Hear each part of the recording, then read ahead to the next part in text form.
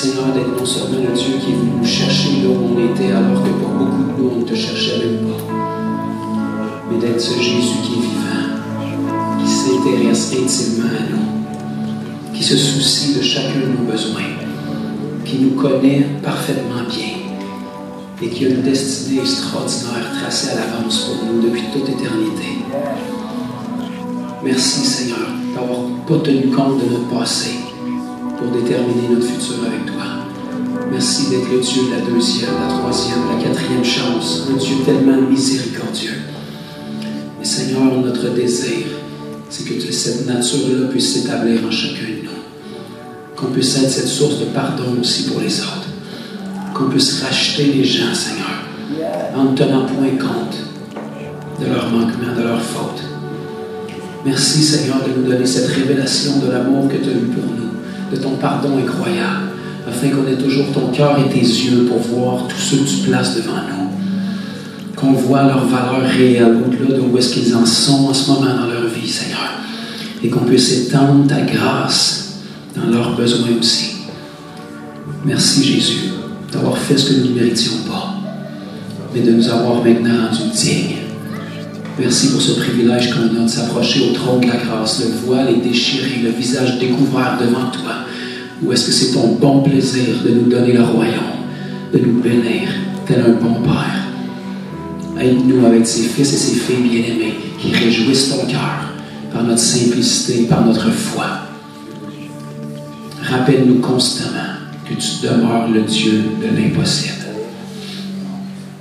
Amen. Amen. Merci, ma soeur.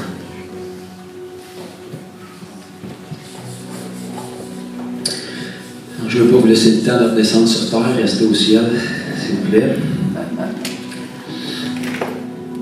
Une fois de plus, la transition est difficile à faire. C'est bon signe. Ça veut dire qu'on a vraiment changé de dimension pour être capable de sortir de notre dimension temporaire qui semble si réelle des fois pour connecter dans celle qui nous attend pour l'éternité et dans laquelle on est déjà pleinement. Donc, amen. Est-ce qu'on peut simplement prendre un petit discours pour vraiment honorer Dieu de tout votre cœur puis remercier notre sœur Annie aussi.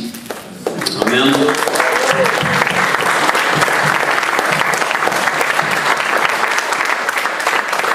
Merci Annie. Annie était là encore ce matin, c'est toujours un pas de foi, elle a très peu dormi. Plusieurs personnes qui ont peu dormi, mais on est là ce matin parce que Jésus le mérite. Amen. Donc, je me cherche des amis qui ont le amen sensible ce matin. J'ai dit Jésus le mérite. Amen. Alléluia. Comme à chaque samedi, il reste toujours du café derrière. Si jamais vous êtes encore dans la chair, ça va vous réveiller un peu. Donc, ce matin, je suis très heureux parce qu'on va partager sur quelque chose de merveilleux qui s'appelle l'Évangile. On s'est rendu vraiment large aujourd'hui. À chaque fois qu'il y a une église, on appelle ça prêcher l'Évangile, mais l'Évangile dans la parole, c'est beaucoup plus spécifique. Ça fait longtemps, en fait, depuis l'ouverture que je veux faire ça. Il y a tellement d'affaires que je veux faire que je ne peux pas tout faire en même temps. Puis comme vous avez remarqué, quand je prêche, j'ai comme jamais fini. Je fais juste arrêter. Donc je reprends où est-ce que j'ai terminé pour pouvoir continuer. Mais une des choses qui est essentielle, puis ceux qui sont ici depuis le début avec nous, je pense que, à moins que vous soyez très confus et embrouillés, je pense que c'est assez clair. On n'est pas là pour occuper vos samedis ou pour avoir une église de plus à Granby. Il y en a bien suffisamment des églises à Granby.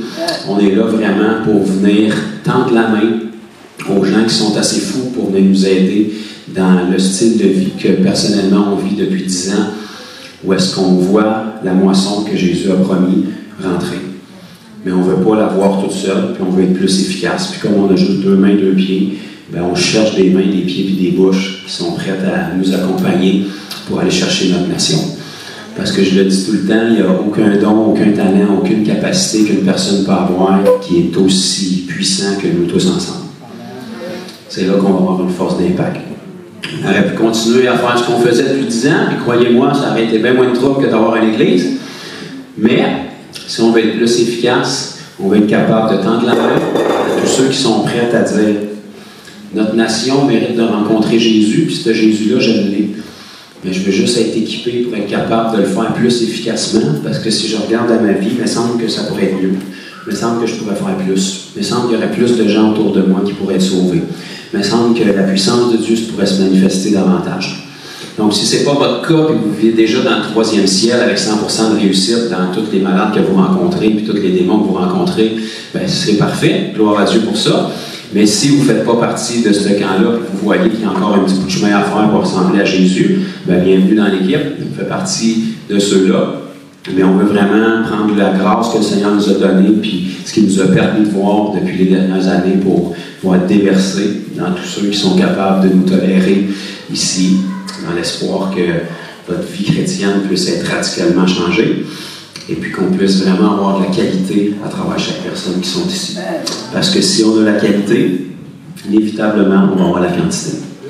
Puis la quantité, c'est pas dans le but d'avoir une plus grosse église que quiconque, c'est dans le but que le royaume de Dieu au Québec soit peuplé. Souvent, on cherche la quantité, mais on échappe beaucoup de qualité en cours de route. Donc, on aime mieux des fois que la quantité soit plus longue à atteindre, mais qu'on ait de la qualité. Parce que si tu as 4-5 personnes de qualité qui font leur travail, bien, après quelques mois et quelques années, tu vas avoir de la quantité. Parce qu'un disciple de qualité ressemble à son maître. Il y a un livre assez connu qui parle de ça, c'est la Bible, peut-être que vous avez déjà lu. Donc ça dit, tout disciple accompli sera comme son maître. Donc Jésus, quand il est venu ici, c'était le maître. Ça, c'est une bonne information si vous ne le saviez pas. Donc je commence par ça. Jésus, c'était le maître, c'est le maître, ça va rester le maître. Puis c'est pas une boîte de suggestions. Fait que votre opinion n'a pas tellement d'importance parce que s'il la voulait, il vous la donnerait. Parce qu'il connaît vos pensées. Et Jésus étant le maître, bien, il s'est cherché des disciples ici qui sont prêts à lui ressembler. Fait que Jésus, quand il est venu ici, il s'est dit quel message que je pourrais annoncer pour secouer toutes les religions des hommes, déranger le plus de démons possible. Il a trouvé ce message-là, il l'a annoncé, puis étrangement, il a commencé à avoir un paquet de monde qui joignait à la cause à travers les persécutions. Donc, si on est un disciple accompli qui marche dans les voies de notre maître, bien, on devrait se multiplier. Ça, c'est pas une question de ministère, c'est pas une question d'onction, c'est une question « je suis un disciple de Jésus ». Parce que je sais qu'aujourd'hui, on emploie beaucoup de termes chrétiens, là, puis c'est tout à fait vrai, c'est biblique. Mais si on regarde la première fois dans la parole, est-ce que vous voyez le mot « chrétien », je sais que vous le savez tous, c'est dans Actes chapitre 12, et ça nous dit « c'est à Antioche pour la première fois que les disciples furent appelés chrétiens ». Donc le premier critère pour se mériter le nom de disciple, le chrétien, c'est d'être un disciple. OK? Puis un disciple, c'est quoi? Bien, c'est quelqu'un qui est comme son maître. Donc, chrétien, ça ne veut pas dire je vais à l'église une fois par année, mes parents étaient chrétiens, je lis la Bible, je crois en Dieu, j'ai une crèche en dessous de mon sapin de Noël, je paye mes dîmes, mes offrandes, j'ai levé la main, j'ai répété une prière, j'ai rempli une carte, je suis dans la liste de membres de telle église.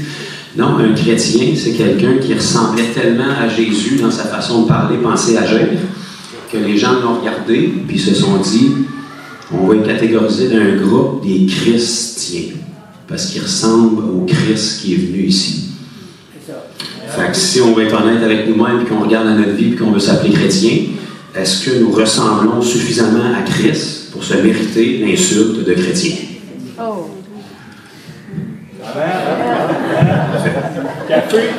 Donc, ce qu'on veut, en tout cas ici, en tant qu'Église Fondation, et partout où est-ce que l'Église va s'étendre, c'est que si jamais on vous accuse d'être un disciple de Jésus, il faut qu'il y ait suffisamment de preuves dans votre vie pour que vous soyez coupable sur toute la ligne. J'en ai un autre, sinon je peux peut-être en prendre deux. J'ai dit, si jamais on vous accuse d'être un croyant en Jésus-Christ ou un disciple de Jésus, il faut qu'il y ait suffisamment de preuves dans votre vie pour que vous soyez coupable sur toute la ligne. S'il faut creuser en 2015 pour trouver Jésus sur votre Facebook, ben, si vous êtes un chrétien 007 dans votre travail et qu'il n'y a personne qui sait que vous croyez en Jésus, même pas le Seigneur lui-même, c'est peut-être le temps de faire un coming out, là. C'est peut-être le temps de retourner voir Jésus et de dire, Jésus, j'ai vu dans ta parole quelque chose qui disait, celui qui me reliera devant les hommes, me relierai devant si tu as honte du Seigneur, ben, premièrement, tu ne l'as probablement pas rencontré, le Seigneur. Fait que je te suggérerais de commencer par une rencontre. Puis quand tu rencontres véritablement le Seigneur, à part le diable lui-même, je ne connais pas grand monde qui ont rencontré Jésus puis que ça ne les a pas bouleversés. Tu restes libre de tes choix puis de ce que tu vas faire avec, mais c'est certain que si tu fais un face-à-face avec Jésus, même si tu t'appelles le grand Saul de Tarse, ça va te bouleverser. Ça va te changer. Ça va faire un shake, ça va laisser des traces.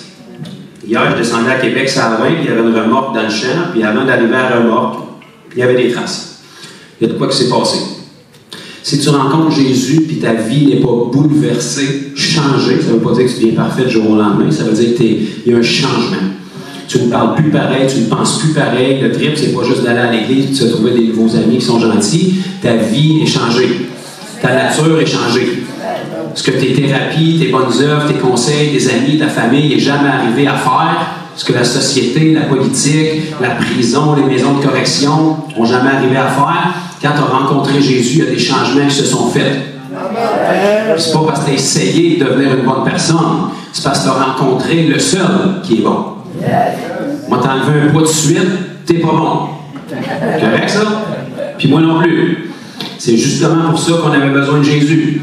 Même Jésus a dit à quelqu'un qui est venu le voir, « Pourquoi m'appelles-tu bon? Un seul est bon. Dieu. » Ça tombe bien, il était en Jésus. Jésus a dû corriger cet homme-là parce qu'il voyait que les standards de bonté de cet homme-là étaient beaucoup plus humains que surnaturels. Donc nous, c'est Dieu qui nous rend bons, mais ça prend une rencontre avec ce Jésus-là. Donc de toute évidence, si on a une rencontre avec ce Jésus-là et qui est bon pour nous, c'est parce qu'on a expérimenté quelque chose qui s'appelle la bonne nouvelle. Merci Fanny. Je me suis trouvé un support de ce côté-là. Donc ça, c'est un mot qu'on n'emploie plus beaucoup aujourd'hui. Pour la simple et bonne raison que ça fait longtemps pour l'Église moderne que c'est plus une bonne nouvelle. C'est plus un souvenir ou une mémoire ou peut-être un trophée ou je sais pas là. En 1986, je suis allé dans une réunion un mercredi soir, le gars il parlait, il versait une larme, j'ai levé ma main, j'ai fait une prière, j'ai rempli une carte. Depuis ce temps-là, je suis un enfant de Dieu, alléluia. Puis depuis, qu'est-ce que le Seigneur a fait dans ta vie? Ben là, je suis pas mal isolé, je me tiens rien qu'il y ait du monde bizarre, j'ai pas mal moins d'argent qu'avant, j'ai fait plus rien de mes fins de semaine, puis gloire à Dieu, Maranatha, reviens Seigneur Jésus. Fait que faut pas se surprendre que ça décoiffe personne en dehors des murs de l'Église puis qu'ils sont pas tellement intéressés d'avoir ton Jésus. Okay? Parce que la bonne nouvelle, dans la Bible, ça s'appelait l'Évangile. Aujourd'hui, on utilise presque plus ce terme-là. Quand on parle d'Évangile, c'est n'importe qui prêche avec un micro, il prêche l'Évangile. Puis je comprends ce qu'on dit, mais l'Évangile, ça veut dire la bonne nouvelle. Donc quand on prêche dans une église, on enseigne la parole, on n'est pas supposé de prêcher techniquement l'Évangile, parce que l'Évangile, c'est pas pour ceux qui l'ont, c'est pour ceux qui ne l'ont pas. Fanny, c'est beau. Amen. Donc, 2000 ans plus tard, on est rendu qu'on n'emploie presque plus bonne nouvelle. L'Évangile, on l'a déformé. Donc, on va dire le message du salut, mettons. C'est rendu plus technique. Des fois, on va dire la prière de repentance, ou quelque chose comme ça. Fait que souvent, on a oublié que ce qu'on transporte, c'est censé être une bonne nouvelle. Une bonne nouvelle à annoncer. La personne qui l'entend, il n'est pas supposé d'avoir le goût d'aller se pendre, il est supposé de faire « Wow! Qu'est-ce que j'avais fait si tu ne m'en avais pas parlé aujourd'hui? » Puis j'ai eu une bonne nouvelle pour vous. Après 10 ans, avoir reviré toutes les roches dans tous les coins du Québec, la quasi-totalité des gens au Québec que j'ai rencontrés et que je partage la bonne nouvelle, ils n'ont jamais entendu la bonne nouvelle de leur vie. Avec les églises à tous les coins de rue, Google qui connaît la Bible par cœur, puis les chaînes YouTube à plus savoir comment faire, ils n'ont jamais entendu la bonne nouvelle. Ils ont entendu parler de Dieu, ils ont entendu parler de Jésus, ils ont entendu parler de la religion, ils ont entendu parler des chrétiens, ils ont entendu parler des scandales, des abus, des viols, des ci, des ça, mais ils n'ont jamais entendu la bonne nouvelle. Qu'est-ce qu'on va faire? Hey, merci mon frère! La Bible nous dit, comment est-ce qu'ils pourront croire dans un message qu'ils n'ont pas entendu? Puis comment est-ce qu'ils pourront l'entendre si personne n'est envoyé pour leur annoncer? Donc ça, c'est le moment où on dit « Amen, me voici, Seigneur, envoie-moi. » Ou c'est le moment où on se décharge, on tombe en intercession, puis on dit « Seigneur, envoie des ouvriers. » Puis le Seigneur dit « Parfait, commençons donc par... Voilà. Parce que les ouvriers, ce n'est pas les ministères, c'est les saints. Les saints sont perfectionnés par les ministères dans l'œuvre du ministère qui est d'être ambassadeur de Christ. Donc, on va voir quelque chose de vraiment important dans la Bible qui est pas mal toute importante. Paul a dit quelque part dans Romains 16, pour vous aider, « Je n'ai point honte de l'Évangile », ou vous pouvez dire la bonne nouvelle. De toute évidence, si lui avait point honte, c'est parce qu'il y en a qui devaient... c'est ça. Ben, pas aujourd'hui, mais à l'époque de la Bible. Aujourd'hui, ils n'ont pas honte, mais... Donc, Paul disait « Je n'ai point honte de la bonne nouvelle, de l'Évangile, car c'est une puissance. » C'est pas juste un message, un beau speech, un pitch de vente qu'il faut que tu colles au bon moment dans la louange, fermez vos yeux, penchez vos têtes, levez votre main. Non, c'est censé être une bonne nouvelle que tu n'as pas honte. Tu sais, si on est obligé de te faire fermer les yeux, pencher ta tête pour que personne ne regarde, pour que tu fasses un mot, tu n'es peut-être pas prête à donner ta vie pour le Seigneur, mettons. Peux-tu te mettre d'accord là-dessus? Si tu as besoin de tant d'aide que ça pour venir au Seigneur, peut-être que tu n'as pas saisi vraiment le coût que ça va te coûter. Ferme la parenthèse. Donc, Paul disait « J'ai point honte de la bonne nouvelle, car c'est une puissance. » Puissance. C'est une puissance. C'est pas une question d'opinion, c'est une puissance.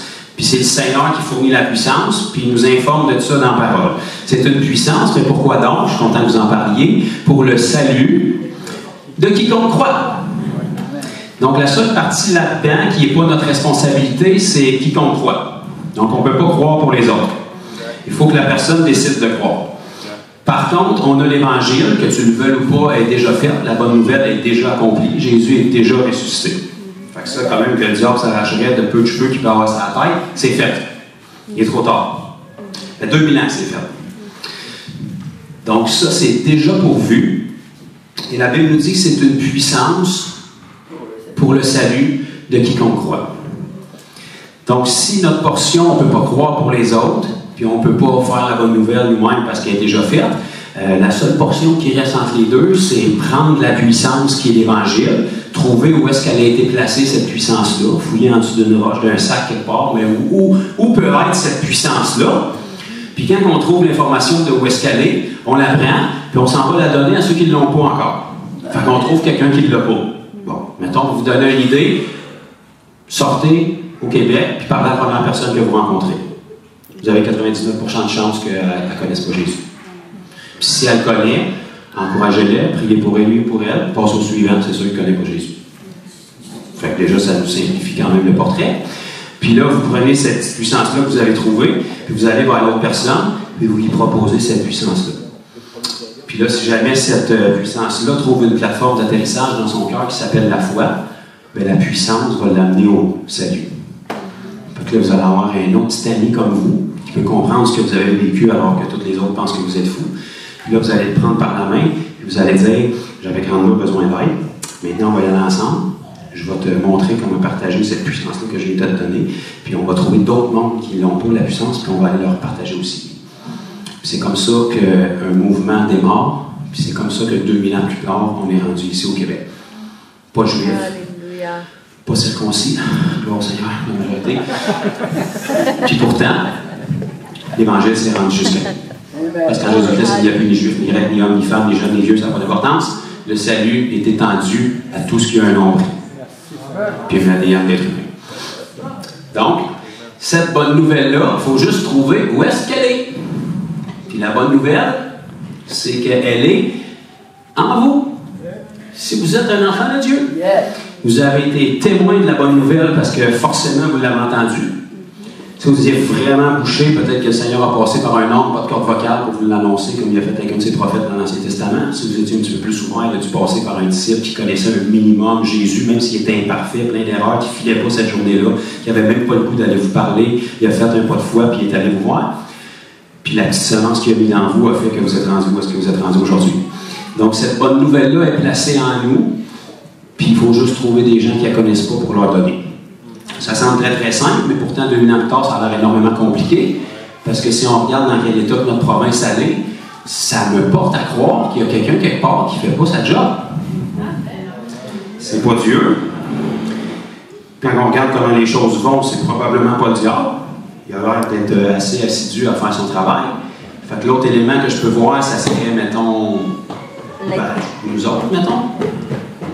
Peut-être.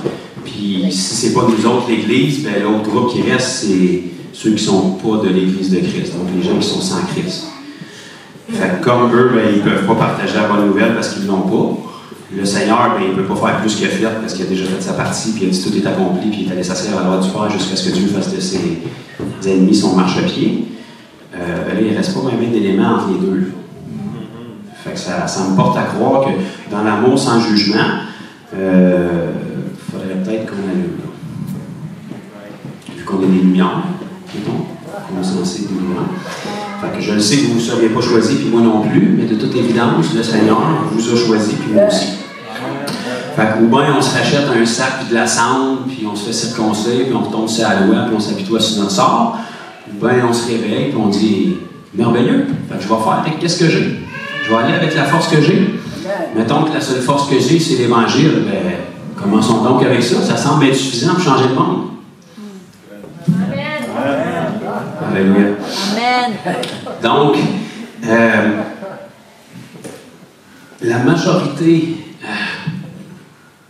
des enfants de Dieu aujourd'hui ont beaucoup de blocages ou de difficultés à être capables de partager l'Évangile parce qu'ils ne savent pas où commencer, parce qu'eux-mêmes ne la connaissent pas bien, ils ne la comprennent pas.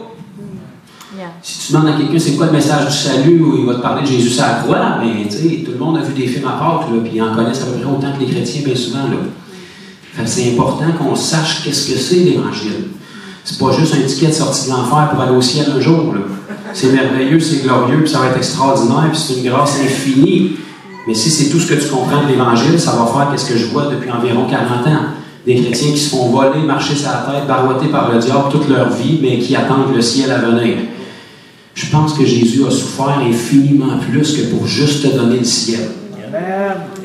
C'est comme s'il avait ramené le ciel en toi maintenant. Fait qu'inévitablement, tu vas y adhérer quand ça va être le temps. La Bible dit celui que le Fils rend libre est réellement libre.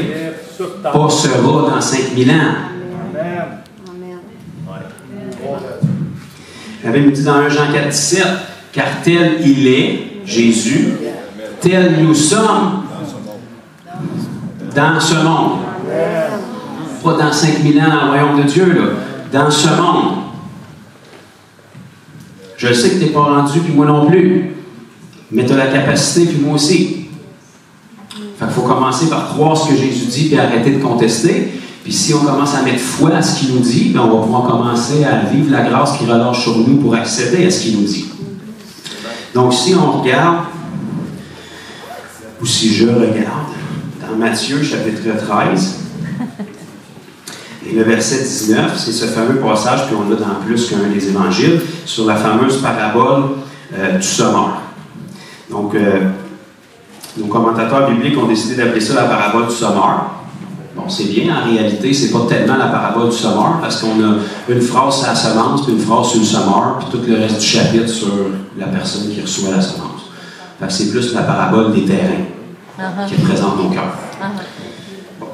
Donc, si on regarde dans cette parabole-là, il y a un des types de sol qui nous donne une information bien importante.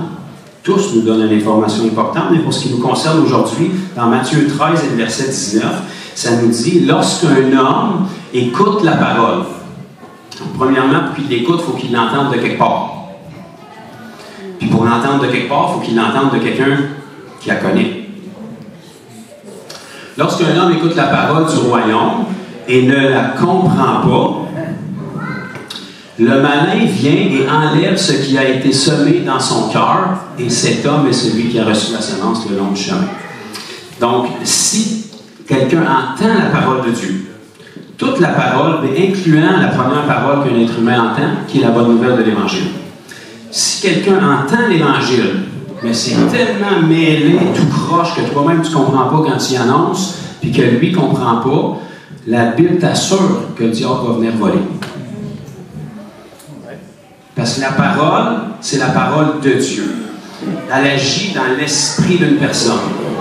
Mais pour que l'esprit puisse connecter avec le reste de la personne a un corps puis elle a un âme.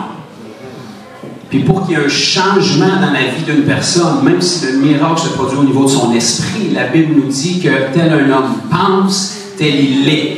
Donc les actions d'un être humain, homme, femme, peu importe ta race, ton sexe, ton ethnie, ça ne me dérange pas, tes actions sont toujours le fruit de tes pensées.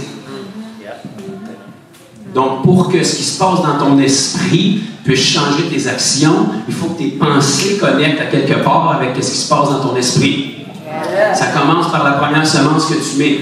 Donc, si tu partages la bonne nouvelle à quelqu'un, mais qui ne comprend pas ce que tu lui dis, je comprends que tu me parles d'un Jésus qui est allé sur la croix, là, mais le dos, je ne le connais pas, puis je n'ai rien à battre, je vais être en retard. S'il ne comprend pas ce que tu lui dis, ça ne fera rien. Tu vas jeter ta semence dans un mauvais sol. En revanche, il y a moyen de présenter les choses en sorte que quand c'est fait, la personne, quand tu as fini de partager avec lui ou avec elle, il y a juste deux réponses possibles. Oui, je comprends totalement ce que tu me dis, mais tu es un imbécile heureux, bonne journée.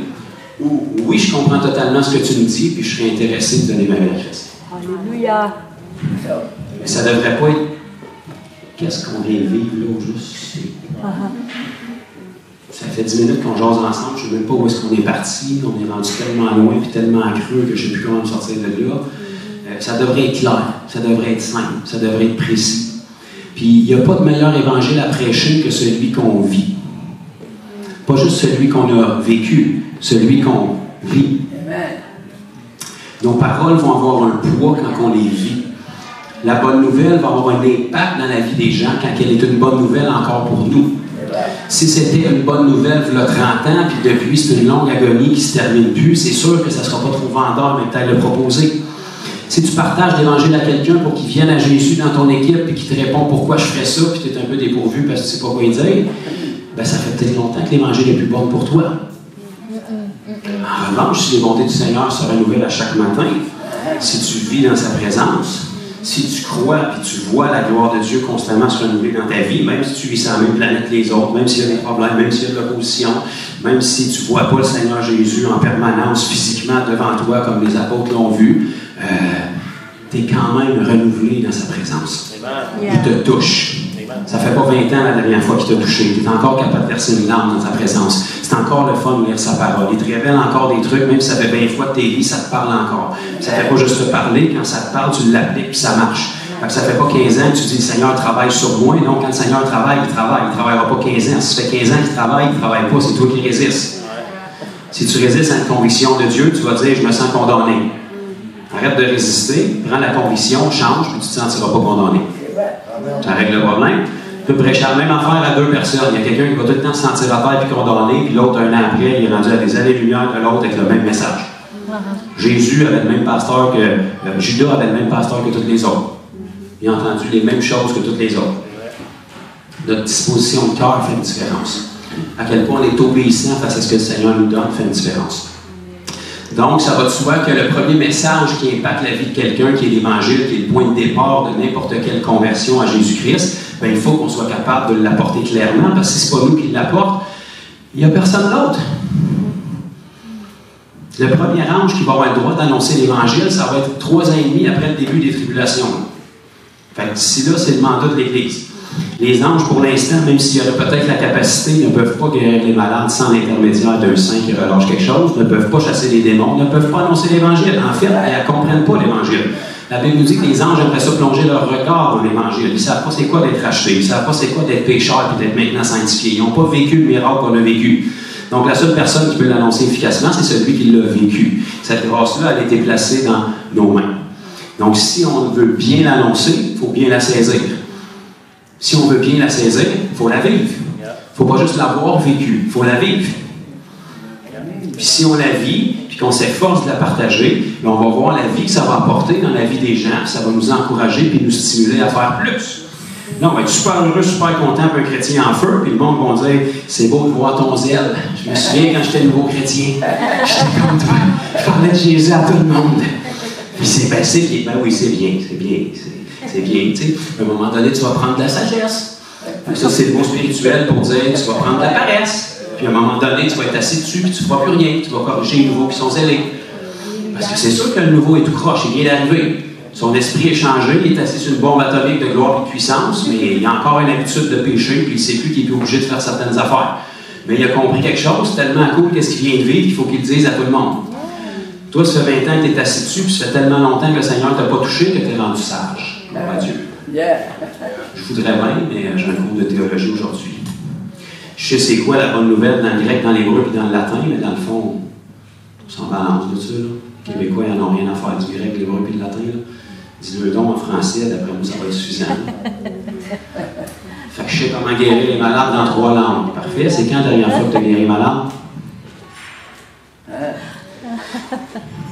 Je sais le nom des démons dans 3 langues. Parfait. C'est quand la dernière fois qu'il y en a un qui est sorti quand tu y as parlé? Je sais tout le contexte biblique de comment l'Évangile était annoncé. Parfait. C'est quand ça a bénéficié à quelqu'un pour la dernière fois? Donc, je n'ai rien contre d'étudier la parole.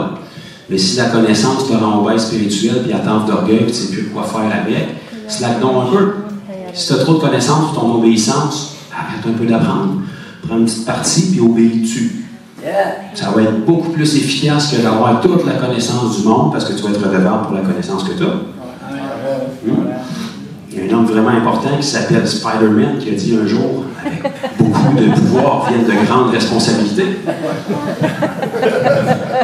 Et s'il parle à Spider-Man, donc avec de grandes connaissances, il y a beaucoup de responsabilités aussi.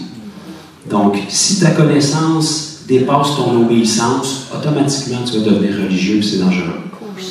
Essaie d'avoir une obéissance à la hauteur de la connaissance que tu as, puis prends donc la Bible comme un mode d'emploi.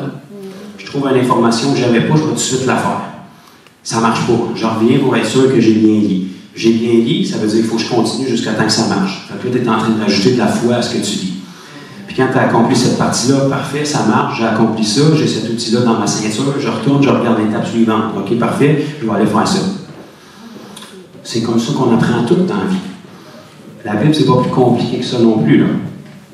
Donc, c'est important que l'Évangile, on la comprenne, on la saisisse pour qu'on soit capable de la partager. Là, je le sais que vous êtes en train de vous dire, oui, mais moi, j'ai pas la parole facile. Moïse. C'est ça. Il y a dénommé Moïse qui est passé avant les autres, ils ont tous essayé, ceux-là, puis ça n'a pas vraiment marché. Le Seigneur, avant de te donner la puissance de l'Évangile et de t'envoyer pour l'annoncer, il était au courant que tu n'avais pas la parole facile. Fait qu'il te l'a quand même confié. Pourquoi? Parce qu'il ne s'est jamais appuyé sur tes faiblesses et tes manquements, il s'appuie sur sa grâce en toi. Autrement dit, il est juste en train de te dire, chut, fais juste y aller, je vais m'en occuper. Oui, mais, fais juste y aller, je vais m'en occuper. Oui, mais Seigneur, fais juste y aller, je vais m'en occuper. À un moment donné, il faut qu'il monte le ton. Chut, fais juste y aller, je vais m'en occuper. Oui, mais qu'est-ce qui va arriver si... Mais qu'est-ce qui va arriver si ça marche? Fais juste y aller, je vais m'en occuper. Va avec la force que tu as. Commence quelque part. Même si ça ne marchait pas, au moins tu vas avoir la satisfaction de dire « Je l'ai faite. Je l'ai faite. Dans l'éternité, le Seigneur ne pourra pas me blâmer pour mon obéissance. J'obéis. » Comment est-ce qu'on apprend à faire quelque chose? En apprenant comment est-ce qu'on ne le fait pas. Fait qu'il n'y a pas d'erreur dans le Seigneur. Tu peux juste grandir. Amen. Tu peux juste apprendre comment ne pas faire quelque chose en faisant des erreurs. Amen. Donc, la bonne nouvelle, peu importe sous quelle forme vous allez l'annoncer, puis le Seigneur ne fait pas de vous des zombies puis des robots, vous avez une personnalité, puis est extraordinaire, puis est unique. Le Seigneur, quand il vous sauve, il prend votre personnalité, il va juste la sanctifier puis l'utiliser. Tout simplement. Donc, le Seigneur, il ne dénaturera pas, là. Il va juste ramener le baromètre à zéro dans votre nature et votre personnalité qui avait été pervertie. Il va ramener sa sainteté en vous, puis à travers qui vous êtes, la façon dont vous parlez, comment vous êtes sympathique, comment vous êtes moins sympathique, plus direct. Il va utiliser ça pour rejoindre les personnes. Ceux qui ne peuvent pas tolérer ma face, ils adorent la vôtre. Il y en a beaucoup qui adorent la vôtre. Ceux qui ne fitent pas avec la vôtre, ben, apparemment, ils vont accepter la mienne. C'est correct, parce qu'on s'en fout de la face, c'est le message qui est en dedans. Le véhicule n'a pas d'importance. Donc, la bonne nouvelle qu'on transporte, peu importe sous quelle forme on va l'annoncer, il faut qu'elle ait du contenu dedans. Si vous prenez des notes, c'est le temps d'en prendre. Si vous mémorisez, c'est le temps de mémoriser fort. je vais vous donner juste quelques points dans votre message de bonne nouvelle que vous annoncez. Donc là, je prends pour acquis que vous avez tout saisi, vous êtes appelés à l'annoncer, puis qu'on commence à le faire maintenant si ce n'est pas déjà fait. Si vous le faisiez déjà, bien, ça peut s'amener peut-être juste des compréhensions supplémentaires pour être plus efficace, tout simplement. Donc, dans la bonne nouvelle qu'on annonce, peu importe sous quelle forme vous l'apportez, puis où est-ce que ça s'en va, il faut que vous soyez capable d'apporter la réponse à ces questionnements-là, qui sont dans la tête de la majorité des gens, surtout ici au Québec. Donc, premièrement, qui est Dieu? Ça peut sembler banal comme réponse, mais il y a beaucoup, comme notre frère ici, qui n'ont pas la révélation que Dieu est notre Père. OK? Donc, merci Jérémie d'avoir été allumé. Donc, il faut faire comprendre aux gens qui est Dieu, parce que tout le monde peut en avoir une version de Dieu. Okay? Sur 10 personnes qui croient en Dieu, si tu leur demandes c'est qui leur Dieu, ça peut être très différent de l'un à l'autre. Tu fais juste prendre un musulman puis un croyant en Jésus-Christ, les deux vont dire qu'ils ont le même Dieu. Là. Il y a une grosse différence entre les deux. Là. Donc, qui est Dieu? Le seul Dieu véritable, le Dieu de la Bible. Qui nous sommes? Parce que l'être humain est né en crise d'identité. On n'a aucune idée on est qui et qu'est-ce qu'on fait ici. On passe notre vie à se trouver une identité, puis c'est les autres qui nous la donnent. On cherche l'appréciation pour que les autres définissent qui qu'on est. C'est pour ça qu'on est un problème à pu finir, parce que dès que quelqu'un ne reconnaît pas notre valeur, on cherche ailleurs pour avoir notre valeur. Mais ceux qui te donnent ta valeur, ils ne connaissent pas la leur. Fait que ça va mal pour te donner la tienne. Parce qu'ils cherchent de toi, ils servent de toi juste pour s'en donner une valeur. Fait que là, tu as comme un gros cercle vicieux. Fait que qui est Dieu? Qui est-ce qu'on est? Où est-ce qu'on est? Sur Terre, évidemment, mais c'est quoi la Terre? D'où est-ce que ça vient? Qui c'est qui a fait ça? Pourquoi c'est là? Qui est Jésus?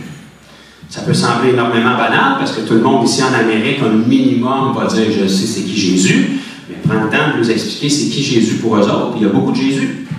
Il y avait beaucoup de Jésus à l'époque de la Bible, puis la Bible nous a mis en garde qu'il y aurait beaucoup de Jésus, puis il y a encore beaucoup de Jésus. Donc c'est important que les gens sachent c'est qui Jésus, parce que sans Jésus, on n'a aucune idée de qui est Dieu. Parce que Dieu est infiniment grand, puis on est infiniment petit. Donc Dieu, il est ici, il est partout. Mais qu'est-ce que ça veut dire, ça? Je suis en train de pogner le nez, là, ou l'oreille, c'est quoi?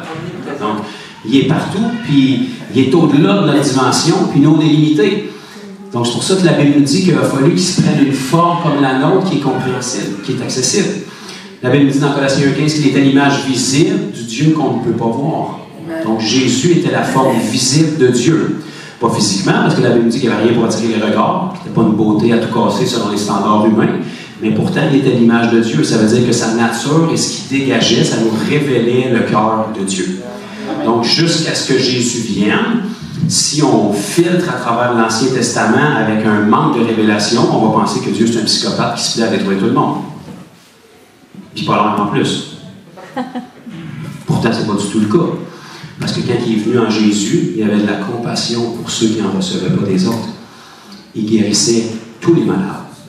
Ça veut dire que Dieu n'a pas un entrepôt de maladie puis il cherche quelqu'un à aller dropper dessus pour le juger. Là.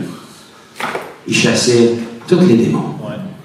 Ça veut dire que Dieu t'envoie pas un démon pour te donner une leçon. Là. Il étendait son salut à tous.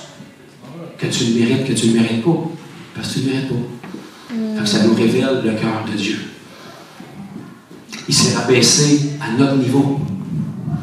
Un Dieu qui aurait pu le faire autrement, mais qui a décidé que la seule façon de faire, c'était de se rabaisser à notre niveau pour être capable de traverser les mêmes défis qu'on traverse, avoir les mêmes tentations, dans le même monde qu'on vit, vivre le même rejet pour ne faire que du bien, se rendre jusqu'au bout. S'il n'avait échappé une mauvaise journée, on est fini. Il a pris le risque, tout le poids de l'humanité reposait sur 24 heures sur 24 sur la vie de Jésus. S'il y en avait échappé une, c'était fini. Il a pris ce risque-là de se rendre jusqu'au bout. Alors, il a dit, tout est accompli. Donc, il est venu nous révéler vraiment qui était Dieu. Fait que c'est important dans le message de l'Évangile qu'on fasse comprendre aux gens qui est Jésus. Parce que sans Jésus, on n'a aucune connaissance de Dieu. Sans Jésus, en fait, ça s'appelle du New Age. Donc, on accède au Dieu qu'on s'invente dans notre tête de la façon qu'on veut.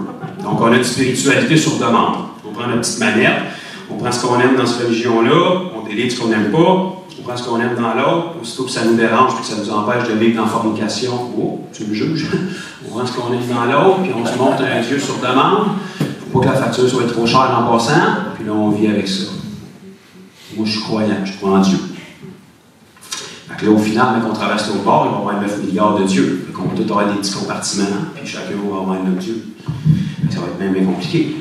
Fait que si Dieu est Dieu, Dieu en soi veut dire qu'il est l'absolu, qu'il est la vérité. Sinon, il n'est pas Dieu. Donc, c'est important de faire comprendre qui est Jésus. Qu'est-ce que Jésus a fait pour nous? La majorité des Américains ont entendu parler que Jésus est allé sur le croix. Mais ils n'ont aucune idée de ce que ça représente. Même la majorité des croyants n'ont aucune idée même de ce que ça représente. C'est un peu difficile de le partager. Et le dernier point, comment est-ce qu'on peut répondre à ce que Jésus a fait pour nous?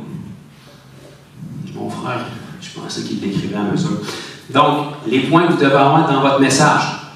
Qui est Dieu? Qui vous êtes? Où est-ce que vous êtes? Qui est Jésus? Qu'est-ce que Jésus a fait pour vous? Puis comment est-ce qu'on peut répondre à ce que Jésus a fait pour nous? Je vais le répéter une autre fois, juste pour que ça rentre, ceux qui ne prennent pas de notes. Qui est Dieu, selon la Bible?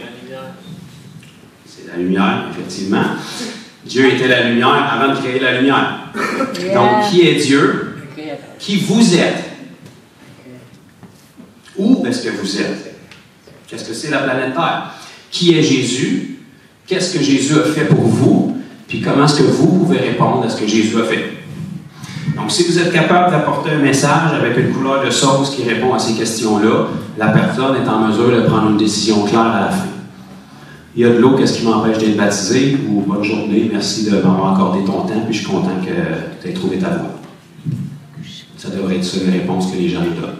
Ça devrait être clair, ça devrait être précis. Si tu es obligé de traîner quelqu'un par les cheveux pour qu'il vienne à Jésus, lâche le projet, c'est peut-être pas comme ça dans la Bible. Si tu es obligé de faire des événements, puis des promotions, puis de donner des t-shirts, puis d'avoir un gun à vapeur, puis de... Arrête, là. T'en fais trop, là. C'est pas toi qui es supposé te convaincre, c'est censé être le Saint-Esprit. Si tu apportes l'Évangile d'une manière claire, la Bible nous dit que quiconque tombe sur le rocher qui est Jésus va être brisé. T'es mieux de tomber sur le rocher et d'être brisé que d'attendre que le rocher te tombe dessus. Tout simplement. Autant qu'on a un Dieu d'amour, même si tu te retrouves devant lui, tu ne veux pas te retrouver du mauvais côté de Jésus. Parce que Dieu, la Bible nous dit qu'il peut détruire tout comme ça. Corps, âme et esprit. C'est ce Dieu-là. Mais ce n'est pas ce qu'il désire pour nous. C'est un Dieu d'amour. Il ne veut pas ça pour nous. Les gens qui vont être séparés de lui, qui vont souffrir et qui vont périr pour l'éternité, c'est pas parce que Dieu veut ça. C'est parce que c'est leur choix et ils les aiment assez pour honorer leur choix. Personne ne s'en va en enfer parce que Dieu le veut. En fait, la Bible nous spécifie dans Matthieu 16 que Dieu a créé l'enfer pour une catégorie qui était le diable et ses anges. Pas pour l'être humain. Si tu vas en enfer, c'est une erreur tragique de parcours parce que tu n'as pas été créé pour ça. L'enfer n'a pas été créé pour toi et tu n'as pas été créé pour l'enfer. Si tu vas là, c'est ta décision, tu as brisé le cœur de Dieu, puis Dieu va honorer tes choix parce que c'est un Dieu d'amour qui honore notre libre arbitre. Donc, il te donne le choix. Fait que la véritable question que les gens devraient se poser, c'est pas comment est-ce qu'un Dieu d'amour peut envoyer le monde en enfer, c'est comment est-ce que les gens peuvent choisir l'enfer au lieu d'un Dieu d'amour. Parce que tu vas être selon ta foi. Il n'y a personne qui va se ramasser en enfer par accident. Si tu te ramasses là, c'est parce que tu as rejeté la main qui t'était tendue. Cette main-là qui t'est tendue, c'est à travers qui qu'elle va leur être tendue? C'est à travers vous et moi. La Bible nous dit dans Jean 19 que Jésus est la porte. Quiconque entre par lui sera sauvé. Vous avez déjà lu ça? Le verset suivant est aussi connu. Ça nous dit que Satan, le diable, ne vient que pour voler, égorger et détruire. Mais en revanche, Jésus est venu afin que les brebis aient la vie et qu'elle l'ait en abondance. Donc, Jésus est la porte et la seule façon d'être sauvé ou de retourner vers le Père, c'est par Jésus qui est la porte. Merveilleux, c'est une image très très simple. Il y a quelque chose d'encore plus extraordinaire que le Seigneur nous dit, c'est qu'il nous a donné les clés du royaume de Dieu. Bon, fait que si on s'arrête et on a Jésus qui est la porte, puis que nous autres on a les clés, y a une petite équation qui peut se faire en se disant, pour que les gens puissent passer par la porte qui est Jésus, il faudrait peut-être que je lui donne la clé. La clé pour la porte qui est Jésus, il l'a placée entre les mains de ceux qui ont pris la porte. Parce que la clé était l'autre bord de la porte. Tu as traversé l'autre bord de la porte, tu as accès au Père, il t'attend avec les clés, il dit, je suis descendu, j'ai vaincu la mort et le séjour des morts, je suis descendu là, ils m'ont regardé, ils ont fait, OK, la mort c'est le résultat du péché, puis lui, quand on se calme, il n'y a pas de péché, fait que c'est bien valeur, il va falloir le laisser partir. Jésus a dit merci beaucoup, je suis content que vous en soyez rendu compte. En passant, je vais juste reprendre les clés en détruisant la mort puis le séjour des morts. Au revoir. Puis là, il t'attend à l'autre bord de la porte. Puis quand tu prends la porte qui est Jésus, il t'attend avec les clés. Puis il dit voilà les clés pour cette porte qui est moi. Fait que maintenant, pour que les gens puissent accéder au salut qui est en Jésus-Christ seulement, il va falloir qu'il y ait la clé pour y accéder. Fait que t'es la clé pour que les gens accèdent à Jésus. Fait que si tu ne leur donnes pas la clé, ils vont passer leur vie à chercher dans une province où est-ce qu'il y a au-dessus de 7 millions d'habitants, qu'on est censé être une province moderne, puis les gens n'ont jamais entendu parler de la bonne nouvelle. Puis quand tu leur annonces l'Évangile, il y a tellement rien qui est bon là-dedans qu'ils ont le goût d'aller se tirer quand ils partent. Pas se poser de même. Se poser un message d'espoir. Se poser d'extraordinaire. Si tu es en train de te noyer, ça ne me dérange pas quelle couleur et quelle longueur de corde, de bouée qu'on te lance, tu vas apprendre. Il y a des choses prioritaires. On discutera de la façon que je te l'ai lancé, la coiffure que j'avais quand je te l'ai lancé, de où est-ce qu'elle atterrit. Tu vas l'apprendre parce que c'est ta seule option. Il faut que Jésus soit présenté d'une manière où est-ce que les cœurs sont tellement contrits, puis le Seigneur veut tellement travailler sur eux, mettre une conviction qu'ils te disent « Qu'est-ce que je dois faire? Qu'est-ce que je peux faire? Qu'est-ce que tu as fait? Comment je peux être comme toi? » Ça doit être comme ça. La Bible nous dit que les apôtres, quand ils allaient à certains endroits, ils parlaient de telle sorte que les gens devinrent croyants. Vous remarquerez dans la Bible, puis là je m'excuse d'avance, si vous voulez vous désabonner, c'est dans le coin à gauche, il y a beaucoup de... dans la Bible, là, il appelait personne à venir à Jésus. Qui veut venir à Jésus? Venez à Jésus. Qui veut venir à Jésus? Non, il annonçait un message, c'est une porte ouverte, c'est à prendre ou à laisser. On balance ça ici, puis tous ceux qui veulent prendre la bouée, c'est le temps de la prendre. Ça doit être assez alléchant que les gens voient leur seule chance de s'en sortir. C'est pas compliqué. Si tu rencontres quelqu'un qui est sans Jésus, puis tu lui demandes si ça va bien, tu as deux options. Ou il va être honnête et te dire que ça va pas bien, ou il va être menteur et il va te dire que ça va bien. Parce qu'on sait que ça va pas bien sans Jésus. On l'a déjà été sans Jésus. Tu n'auras pas de mettre les likes, les filtres que tu veux sur les réseaux sociaux, ça va pas bien. Tes relations vont pas bien, tes finances vont pas bien, tu n'es pas bien dans ta tête, puis même si tu as tout ce qui est censé te faire que tu vas bien humainement parlant, tu peux avoir la plus belle femme, le plus beau chien, le plus beau char, le meilleur job, avoir le meilleur poste au travail, tu vas être encore plus découragé que les autres parce que toi, tu as tout et tu es encore vide. Pendant que les autres passent leur vie à travailler pour avoir ce que tu as en pensant qu'ils vont acquérir quelque chose, toi, tu l'as déjà et tu ne sais plus c'est quoi l'option. Fait que tu vas être obligé de t'arracher à la face et de te geler pour oublier dans quelle détresse que tu es. Là, tu vas te ramasser d'un servicieux où est-ce que les creux entre chaque high sont encore plus creux. Puis là, tu vas te dire, c'est quoi qu'il va falloir que j'essaye de plus? Mais Jésus doit être présenté comme cette option-là, qui peut faire ce qu'aucune thérapie, aucun homme, aucune philosophie peut faire. C'est ce Jésus-là qu'on présente. Mais si ce Jésus-là, on ne l'a pas rencontré, bien, nos paroles vont tomber à plat. Pareil comme les scribes et les pharisiens. Dans le très bien humainement parlant, mais ça ne décoiffait pas aucun démon. Jésus arrivait et il lisait les mêmes rouleaux des prophètes, puis tout d'un coup, tous les démons pétaient une crise dans la synagogue. Ils sont arrivés tout d'un coup, où il était bien tranquille là, ça ne le dérangeait pas pantoute d'entendre la Bible, ça ne le dérangeait pas pantoute de voir le bonhomme avec les carrés dans le front, puis les guirlandes après, qui parlait bien, puis qui était très éloquent. Ça ne dépeignait pas pantoute, ça. Les démons, ils connaissent la Bible à peu près autant que les scribes et les pharisiens la connaissaient. Là. Ça vous donne une idée qu'ils la connaissent bien plus que nous autres, bien souvent. On va peut-être commencer à se plonger dedans. Parce que si on regarde quand Jésus était tenté dans le désert, apparemment, il a été tenté avec la Bible, puis il s'est défendu avec la Bible. Fait que si tu ne connais pas l'arme avec laquelle ton ennemi va te tenter, puis c'est la seule chose avec laquelle tu peux te défendre, une chaîne de prière, ça fait son temps. Là. Si à chaque attaque, tu es obligé d'appeler ton chum qui te donne des versets, tu ne tenterais pas de t'équiper pour ne pas être un poids et être un aide le prochain coup? Tu ne tenterais pas que le prochain démon qui est assigné sur ton gars, il soit en train de plaider dans le royaume des ténèbres pour dire, s'il te plaît, donne-moi un autre. Pas lui. Lui, c'est un qui croit, tu le sais. Il en reste plus gros, mais c'est un croyant qui croit, celui-là. Puis tu le sais, la dernière fois que je te l'ai tenté, qu'est-ce qu'il a fait? C'est peut-être une crise de louange, il est tombé en jeûne, puis il s'est rapproché du Seigneur comme jamais. T'es sûr que tu veux me renvoyer là? Ça devrait être comme ça.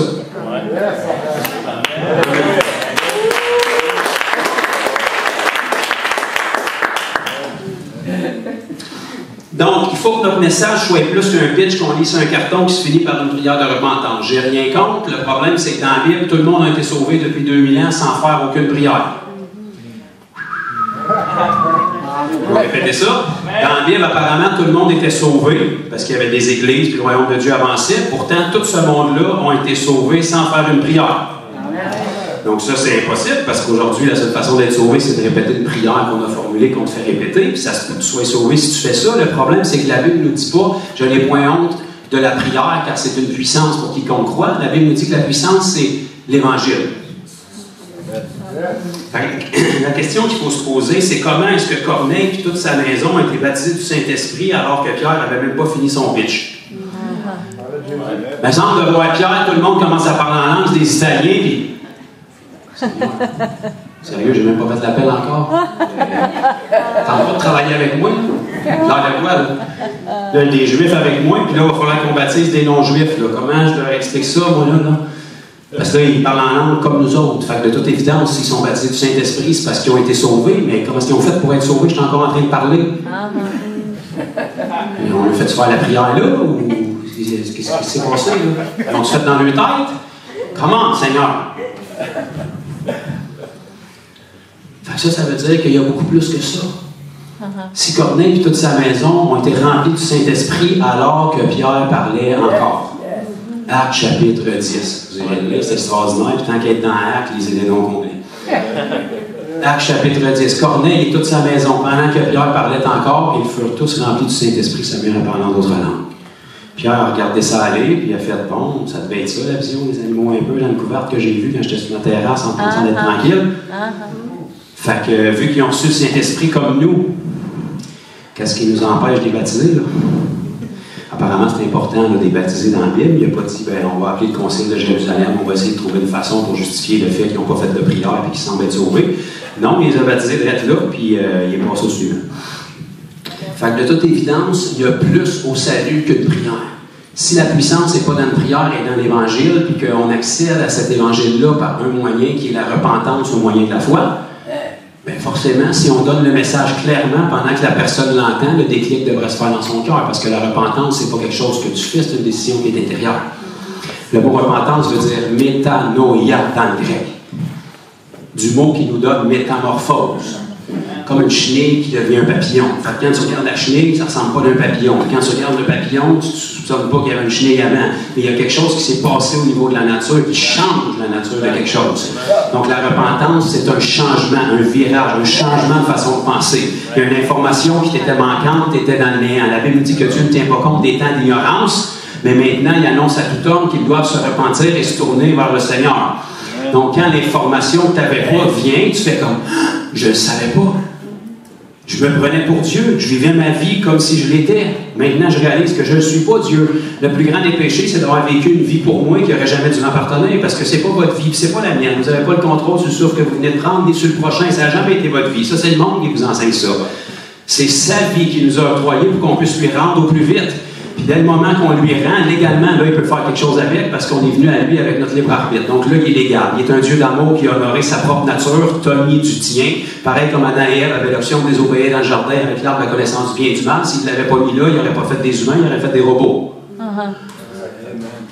Il ne leur a pas tendu un piège. Il leur a dit, ne mangez pas de cet arbre-là. Parce que bien que vous êtes mon image et ma ressemblance, vous êtes une copie, vous n'êtes pas l'original. Puis la connaissance du bien et du mal, il y en a juste un qui peut discerner ça, puis c'est Dieu lui-même. Si chaque être humain commence à définir lui-même ce qui est bien et ce qui est mal, il y a juste Dieu qui peut faire face au bien et au mal sans jamais être séduit puis constamment choisir le bien. L'homme, tôt ou tard, va finir par être séduit, puis le bien va sembler mal, puis le mal va sembler bien. Ça fait du sens un petit peu, c'est ce que compris? On dirait que la Bible nous l'avait annoncé par la bouche de l'apôtre Paul dans le livre de Timothée. Dans les derniers jours, les hommes seront fanfarons et religieux, amis de l'argent, rebelles à leurs parents. Attends, c'est pas fini. En étant tout ça, ayant l'apparence de la piété. Ayant l'apparence de la piété en étant tout ça, là. Mais reniant ce qui en fait la force. Moi, je suis croyant. En qui, en quoi, puis à ta façon. Fait que tu es tout ça en ayant une apparence de piété. Mais ton Dieu, c'est toi qui te l'as inventé dans ta tête. Tu es un Dieu à ta sauce. Puis si Dieu est à ta hauteur, s'il vous plaît, donne-moi un autre, je ne veux pas te ressembler. Fait que c'est important qu'on leur présente le Dieu de la Bible. Qui est Dieu? Un Dieu qui, dans son infinie sagesse, parmi tout ce qu'il avait créé, l'apogée de sa création, qui est un mystère caché, aucun ange n'était au courant de ça. Satan, puis tous les anges qui ont chuté n'étaient pas au courant de ça non plus. Il s'est créé une copie. L'être humain. Dans toute sa création, il a tout créé par sa parole. L'être humain, c'était pas suffisant. Il a dit, je peux pas juste parler, il faut que je descende et que je me mette les pieds dedans. Il faut que je me reproduise. Il s'est sculpté une belle statue, puis jusque-là, c'était une merveilleuse statue qui serait peut-être encore exposée aujourd'hui, mais à un moment donné, il a dit, une statue, c'est pas suffisant. Il a soufflé sa nature dedans. Et la Bible nous dit, alors, Adam devient un homme vivante. L'image et la ressemblance de Dieu. Dans toute la création, aucun ange n'a ce titre-là. Personne n'a l'image et la ressemblance de Dieu. Donc ça, c'est notre Dieu. Et qui nous sommes, c'est une copie de Dieu. Il nous a créés pour ça. On est comme Dieu. On n'est pas des dieux. On n'est pas Dieu, mais on est comme Dieu. Il nous a créés pour être les dieux de ce monde. Il nous a placés dans ce monde-là. Puis ce monde-là, au départ, c'était pas un accident de parcours, puis c'était pas un bébé qui a marché dans la bagne. C'était spécifiquement conçu. Tu sais, ça a pris des millénaires avant que la science arrive avec une réalité, puis ils ont eu l'air bien intelligents. Les scientifiques de nos jours ont saisi que le continuum dans lequel on vit, il y a 3 éléments qui ne peuvent qu'avoir été créés simultanément par une force qui est externe à cette matrice-là. Je l'ai peut-être perdu quelques-uns, là, mais en ce moment, ce qu'on vit, pour qu'on puisse le vivre, il y a des éléments qui doivent être là. Ça prend de l'espace-temps, ça prend de l'espace, puis ça prend de la matière. Mais la seule façon que cette réalité-là existe, ça prend une force qui est supérieure à ça, puis qui est à l'extérieur de ça, puis ça doit avoir été créé simultanément. Parce que tu ne peux pas créer de la matière si tu n'as pas d'espace dans lequel mettre ta matière. Puis tu ne peux pas créer de l'espace si tu n'as pas d'espace-temps dans lequel mettre ton temps. Fait qu'il faut que l'espace-temps, l'espace et la matière aient été créés surnaturellement, instantanément, par une force qui est à l'extérieur de ces dimensions-là pour que ça puisse être lancé. Ça a l'air bien scientifique, mais quand tu rouvres ta Bible dans Genèse chapitre 1, verset 1, ça dit « Au commencement, l'espace-temps, Dieu créa les cieux, l'espace et la terre, la matière. » Wow! Comme si Dieu en savait plus que nous autres. C'est ce Dieu-là. Ce Dieu qui a tout créé. Il nous a créés ici pour un but. À cette époque-là, le ciel et la terre étaient connectés. Et l'être humain qui était sa création était connecté aussi avec son Père céleste. Adam pouvait parler avec Dieu comme on se parle là. Enfin, il pouvait descendre dans le jardin le soir et aller prendre une petite marche avec eux autres. Il n'y avait aucune gêne, il n'y avait aucun blocage, il n'y avait aucune restriction, il y avait une communion parfaite. Ça, c'était le plan originel de Dieu. Je vais vous dire que Dieu ne fait pas d'erreur. Il est juste arrivé un petit pépin de parcours d'environ 6000 ans, mais il ne fait pas d'erreur. Ce qu'il a fait au départ, il va le restaurer. Donc l'être humain était l'apogée de la création de Dieu. Et il l'a créé pour qu'il puisse reproduire son image et sa ressemblance ici-bas sur terre. Donc si tu prends dans Genèse chapitre 1, verset 26-27, tu vas voir que la Bible nous dit que Dieu créa l'homme et la femme à son image et à sa ressemblance.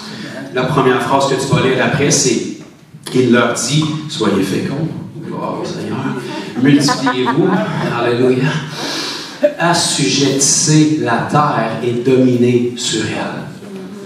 Bon, fait que tu prends l'image et la ressemblance de Dieu, avec l'image et la ressemblance de Dieu, qui sont féconds. Je ne vous ferai pas un mime de ça, là, mais... Salut! Fait que l'image et la ressemblance de Dieu, qu'est-ce qu'ils reproduisent? Ben, ils reproduisent l'image et la ressemblance de Dieu, qui rencontre l'image et la ressemblance de Dieu, qui reproduit l'image et la ressemblance de Dieu. Fait qu'à un moment donné, au fil du temps, tu as l'image et la ressemblance de Dieu qui couvre la terre entière. Fait que tu as une copie du ciel sur terre. Fait que Monsieur Hellel, qui est le véritable nom du diable, quand il a vu ça arriver, il a dit « OK, wow, je ne l'avais pas vu venir. Apparemment, je ne suis pas omniscient. C'est clair, parce que le diable, c'est pas Dieu. C'est rien qu'un ange. » Il a regardé ça, puis il a dit « Ça ressemble à Dieu. Ça a la même autorité que Dieu, puis ça règne sur un royaume qui est comme celle de Dieu. J'ai essayé de détrôner Dieu au ciel, ça n'a pas marché. Mais si je réussis avec eux autres, je vais avoir ce que j'ai toujours rêvé. Je vais avoir des esclaves, je vais avoir l'adoration, puis je vais avoir un royaume gratuit. » Donc, qu'est-ce qu'il a fait? Ça. Et le moment où Adam et Ève ont été séduits puis ont chuté, ils ont remis toute leur autorité entre les mains de celui qui les a séduits. Et alors, la Bible dit dans Corinthiens que Satan est devenu le Dieu de ce monde, ayant autorité sur ce monde. Le problème, c'est qu'Adam et Ève avaient autorité sur tout. Fait que tout ce sur quoi avait autorité a été frappé par la malédiction dès le moment où ils ont péché.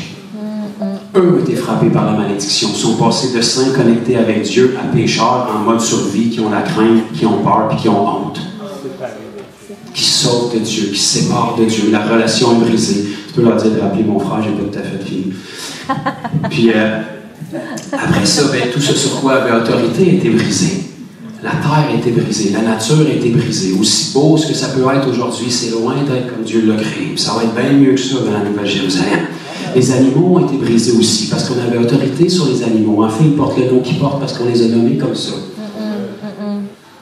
Fait que les animaux n'ont pas été créés pour être féroces, pour manger des êtres humains et pour se manger entre eux autres. Ça, c'est le résultat du péché qui a frappé la terre. La malédiction les a frappés aussi.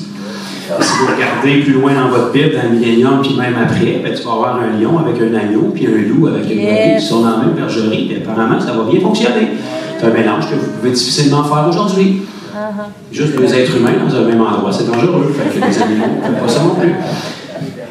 Donc, il y a comme un pépin qui s'est passé à ce moment-là, puis le diable va penser d'obtenir qu'est-ce qu'il a toujours voulu. Puis ça fait un petit bout qu'il l'a. Quand il est allé tenter Jésus, il a montré les royaumes de la terre, puis il a dit, si tu t'agenouilles puis tu m'adores, je vais te donner ça, car ça m'a été confié, puis je le donne à qui je veux.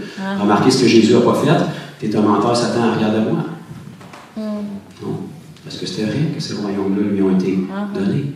Ils ont été donnés par qui? Ben, le contrat s'est fait dans Genèse. Mais Jésus est venu en cours de parcours. Donc là, ça nous amène à notre prochaine question. Qui est Jésus? Je suis content que vous en parliez. Parce que Jésus, à un moment donné, après que Dieu, dans son infinie sagesse, ait pris environ 4000 ans d'Ancien Testament, puis plus ou moins 1500 ans sous la loi avec les commandements, a démontré à l'être humain que c'est pas lui le problème, c'est nous autres. Parce que s'il n'y avait pas eu l'époque de la loi, dans l'éternité, il y aurait des gens qui auraient pu blâmer Dieu et dire l'histoire de Jésus, t'as fait ça pour rien, parce que ça aurait juste à nous dire quoi faire, et on aurait réussi à le faire. Dieu vous laisse éviter ça. Il a dit parfait, pendant 1500 ans, je vais vous dire exactement quoi faire. 10 commandements, 613 lois, 24 heures sur 24, 7 jours sur 7, chaque jour de ta vie jusqu'à ta mort. Bonne journée. Tu as une mauvaise journée, tu en échappes un une fois. Si tu brises un commandement, tu es coupable de tous, parce qu'on a tous la même valeur devant Dieu. Donc, si tu en échappes un, tu es coupable. Tu ne peux pas accéder à moi. C'est à ce niveau-là que Adam et Ève avaient un accès à Dieu, puis c'est à ce niveau-là que le péché nous a scrapé. Ça prend toutes ces choses-là parfaitement accomplies pour récupérer ce que Adam et Ève avaient au départ.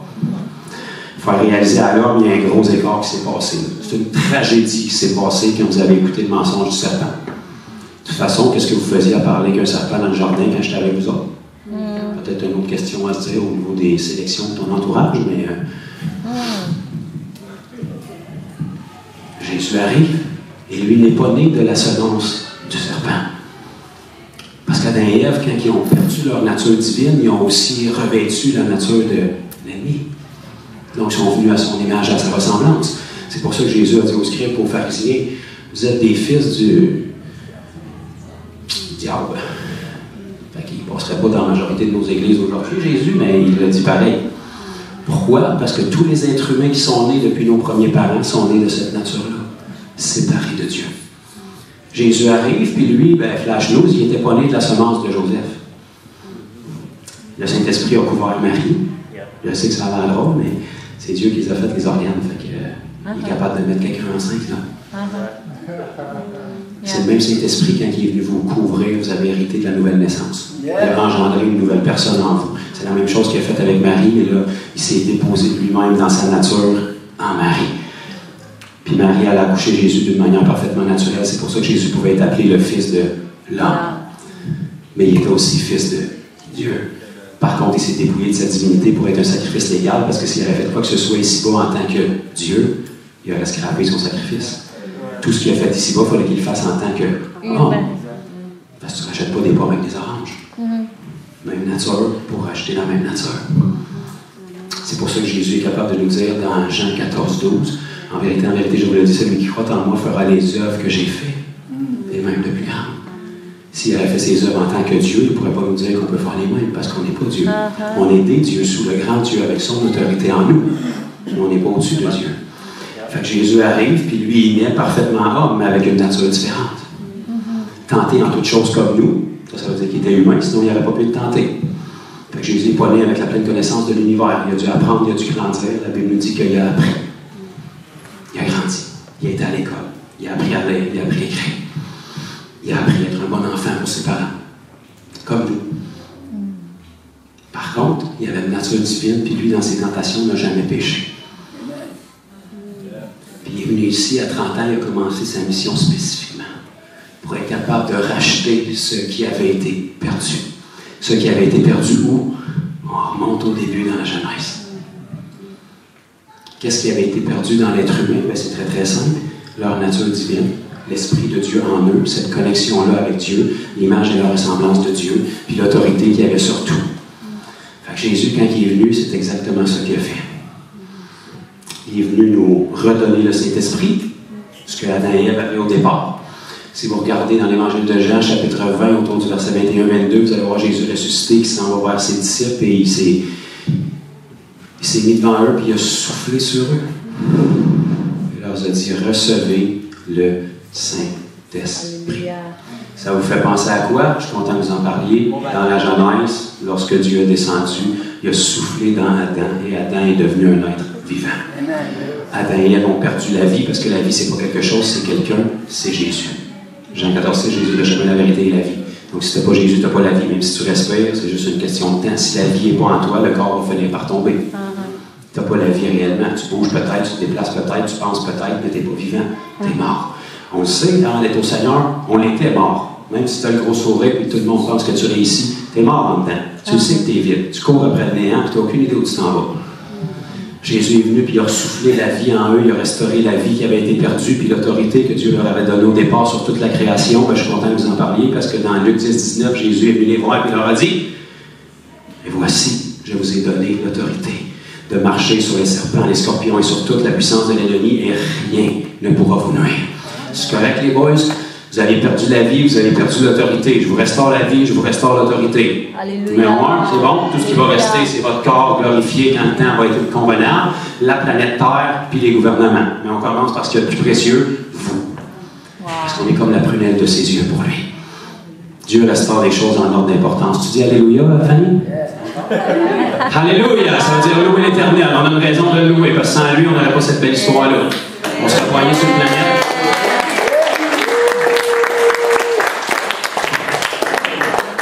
Ce Jésus-là est venu nous restaurer ce qu'on avait perdu. Et puis maintenant, il a ouvert ça à toute l'humanité, puis il attend qu'on réponde. Parce que le même Dieu qui avait donné le libre arbitre à nos premiers parents en leur disant « Ne mangez pas de l'arbre de la connaissance du bien et du mal, parce que la connaissance du bien et du mal, c'est ma portion. » Il ne nous a pas tendu un piège, il nous a dit « Le jour où vous en mangerez, vous mourrez. » Je ne vous fais pas une petite passe-passe, il n'y a rien de caché. Je vous avertis, je vous dis de ne pas le faire, puis je vous dis les conséquences. Fait que si vous le faites, il n'y a rien qui est inexcusable là-dedans. Là. C'était clair, c'était précis. Donc Jésus vient, il étend son salut à toute l'humanité, puis dans son amour, il doit nous laisser le libre arbitre, puis il ne peut pas forcer personne. Fait qu'il a mis ça en bande, puis depuis ce temps-là, il attend que l'information puisse répandre à la planète, que les gens puissent l'entendre, puis qu'ils puissent prendre leur décision. Si tu prends la décision de continuer à manger de l'arbre de la connaissance du bien et du mal, tu vas mourir. De toute façon, tu es déjà mort.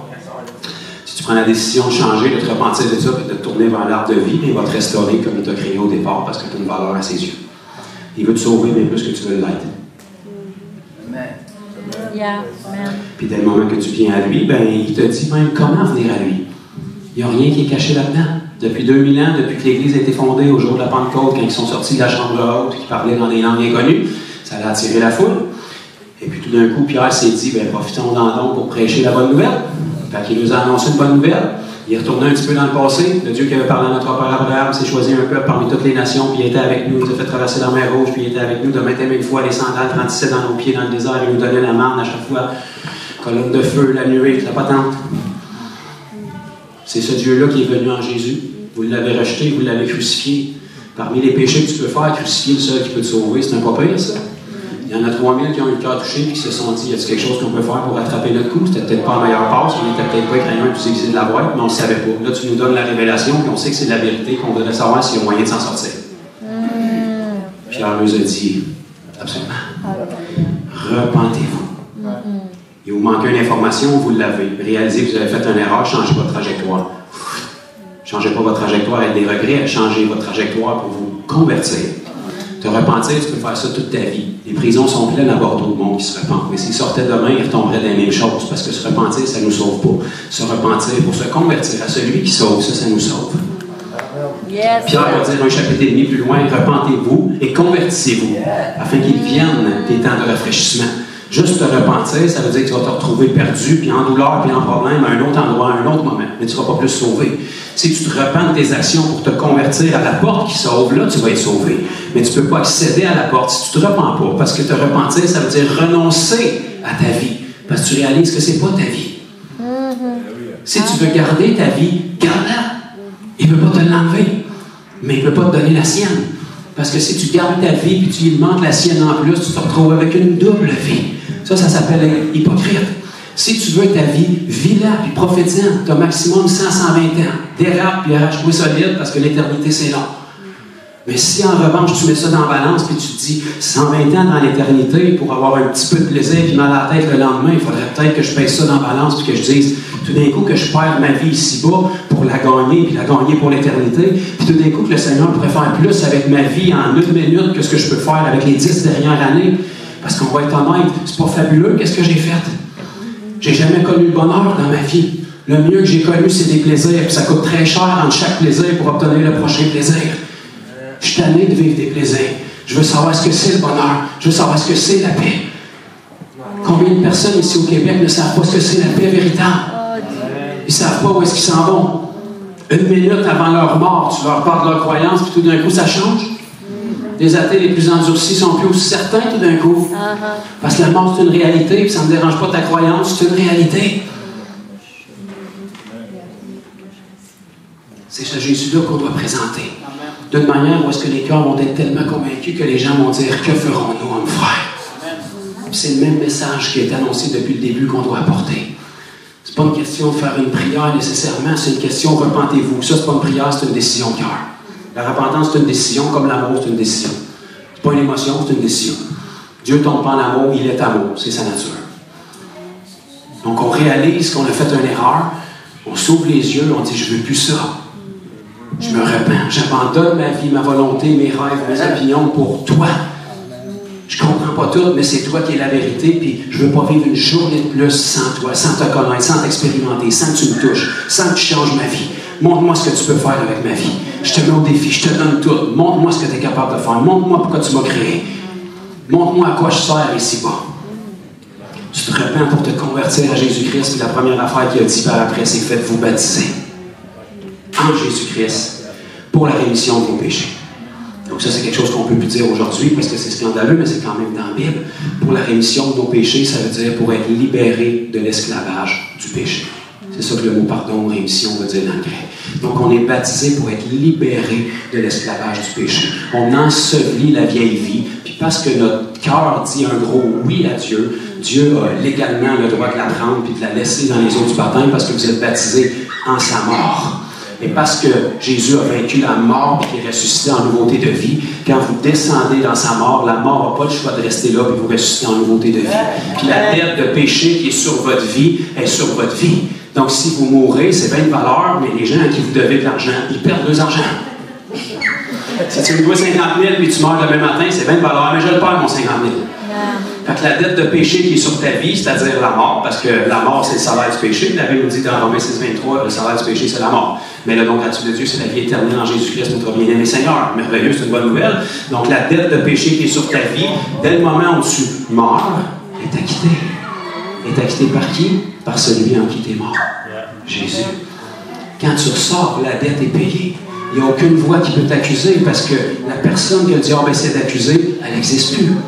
Tu as la même apparence, mais elle n'existe plus. Tu es une toute nouvelle créature. Maintenant, tu appartiens à un qui t'a racheté. Tu n'es plus esclave du péché. Tes péchés sont pardonnés. Tes péchés sont effacés. Les seuls qui s'en souviennent, c'est ta mémoire ici qui est un ordinateur, tes voisins, ta famille, le diable et les démons. Mais Dieu n'a aucune idée de quoi tu parles. Et quand tu ressors en nouveauté de vie, il peut venir te remplir de son Saint-Esprit et te revêtir de sa puissance pour que tu aies un parcours ici-bas à l'image de Christ.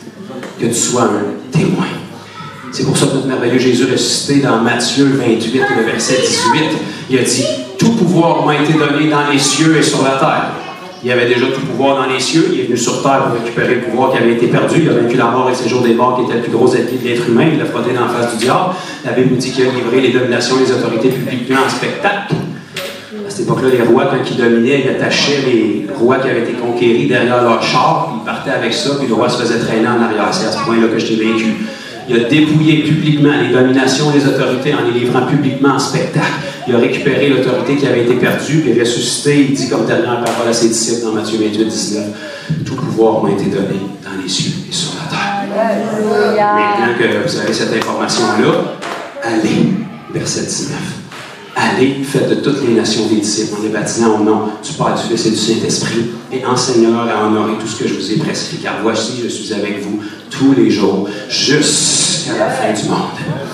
Ça veut dire qu'il fallait que Jésus récupère tout pouvoir et toute autorité pour nous envoyer, pour faire des disciples. Pourquoi? Parce que pour aller faire des disciples qui sont dans l'esclavage, il fallait qu'il ait récupéré l'autorité, puis cette autorité-là, il nous l'a déléguée. Puis il nous dit maintenant, vous allez en mon nom avec mon message pour faire des disciples pour moi. Allez avec cette autorité-là, partagez la bonne nouvelle que je vous ai donnée, puis faites des disciples en les baptisant. Puis il nous rajoute même dans Marc 16, qui est extraordinaire, les outils qu'il nous donne pour être capable de partager cet évangile-là. Dans Marc 16, à partir du verset 15, il dit à ses disciples, le même passage, mais avec plus de détails, allez prêcher la bonne nouvelle à toute la création. Celui qui croira et qui sera baptisé sera sauvé. Sauvé, ça veut dire aller au ciel un jour après ta mort? Non. Ça en fait partie, mais sauvé, ça veut dire sozo. Guéri, délivré, restauré, victorieux, conquérant. Restaurer tout ce qui avait été perdu. Sozo. Celui qui croira et qui sera baptisé sera restauré dans son image originale. Et voici les miracles qui accompagneront les apôtres qui s'en vont annoncer le message. Ceux qui auront cru à qui? Aux apôtres qui sont allés annoncer le message. Est-ce qu'on fait partie de ceux qui ont cru au message des apôtres? Par la bande, 2000 ans plus tard, un peu plus loin que Jérusalem? Oui. En mon nom, ils chasseront les démons. Voilà un bon outil. Si le Seigneur nous le donne, c'est parce qu'il y a une utilité. Apparemment, lancer des versets bibliques sur le diable, c'est pas suffisant. À un moment donné, il faut prendre l'autorité et le chasser. Ils parleront de nouvelles langues. C'est bien une valeur, ça fait partie des signes d'un croyant. Il doit avoir une utilité pour ça. Ils saisiront les serpents. S'ils boivent quelques breuvages mortels, ils ne leur feront point de mal. Ils imposeront les mains aux malades et les malades seront guéris. Apparemment, il y a un usage pour ça. Quelqu'un qui souffre, qui est dans l'agonie, même s'il dit que Jésus l'aime, il est encore malade. Ils disent non que Jésus l'aime, puis voilà pourquoi il t'aime, puis qu'est-ce qu'il va faire, parce qu'il t'aime dans le nom de Jésus, soit guéri. Probablement qu'une fois guéri, tu vas trouver un petit paquet de courage pour y annoncer l'Évangile, puis la personne va avoir une oreille beaucoup plus ouverte pour t'écouter. Fait que tu sais, c'est simple. Puis on a des outils extraordinaires. Puis si on regarde comment Jésus l'a fait, les apôtres l'ont fait, l'Église primitive l'a fait, ils ont toujours majoritairement commencé par manifester la puissance de Dieu pour disposer la terre des cœurs, puis après ils sont venus planter la semence. Aujourd'hui, on dit message, gros comme ça pour une prière, puis il faut qu'il répète comme il faut, puis peut-être des fois, à un moment donné, prier par après. Dans Luc 9, Jésus a envoyé les disciples, il leur a dit dans quelques villes que vous entriez, guérissez les malades que vous y trouverez. Numéro 1. Et dites-leur que le royaume de Dieu est prêt. Pourquoi? Parce que même si tu leur dis que le royaume de Dieu est prêt, ils vont probablement t'écouter davantage s'ils ont été guéris au préalable.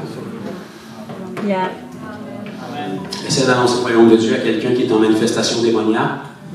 Commence donc par faire le ménage dans la maison, puis puisse entendre ce que tu as à dire, puis après ça, donne-lui la bonne nouvelle. Fait qu'il y a des outils qui nous sont donnés pour être capable de piquer la curiosité des gens, attirer leur attention, puis confirmer le message qu'on va leur annoncer. Ce qui va donner le poids au message. Nous autres, on le sait que c'est la vérité, on l'a expérimenté, ça a changé notre vie. Mais monsieur, madame, tout le monde sont voilés. Il faut qu'ils comprennent ce message-là, parce que si on leur donne un message qu'ils ne comprennent pas, Satan va venir et il va dérober ce qui a été semé. Fait qu'une des bonnes façons qu'ils vont comprendre, l'être humain est comme qui est. Souvent, il a besoin de voir pour croire. Il n'y a pas de meilleure façon que de croire dans l'Évangile, c'est que d'expérimenter l'Évangile.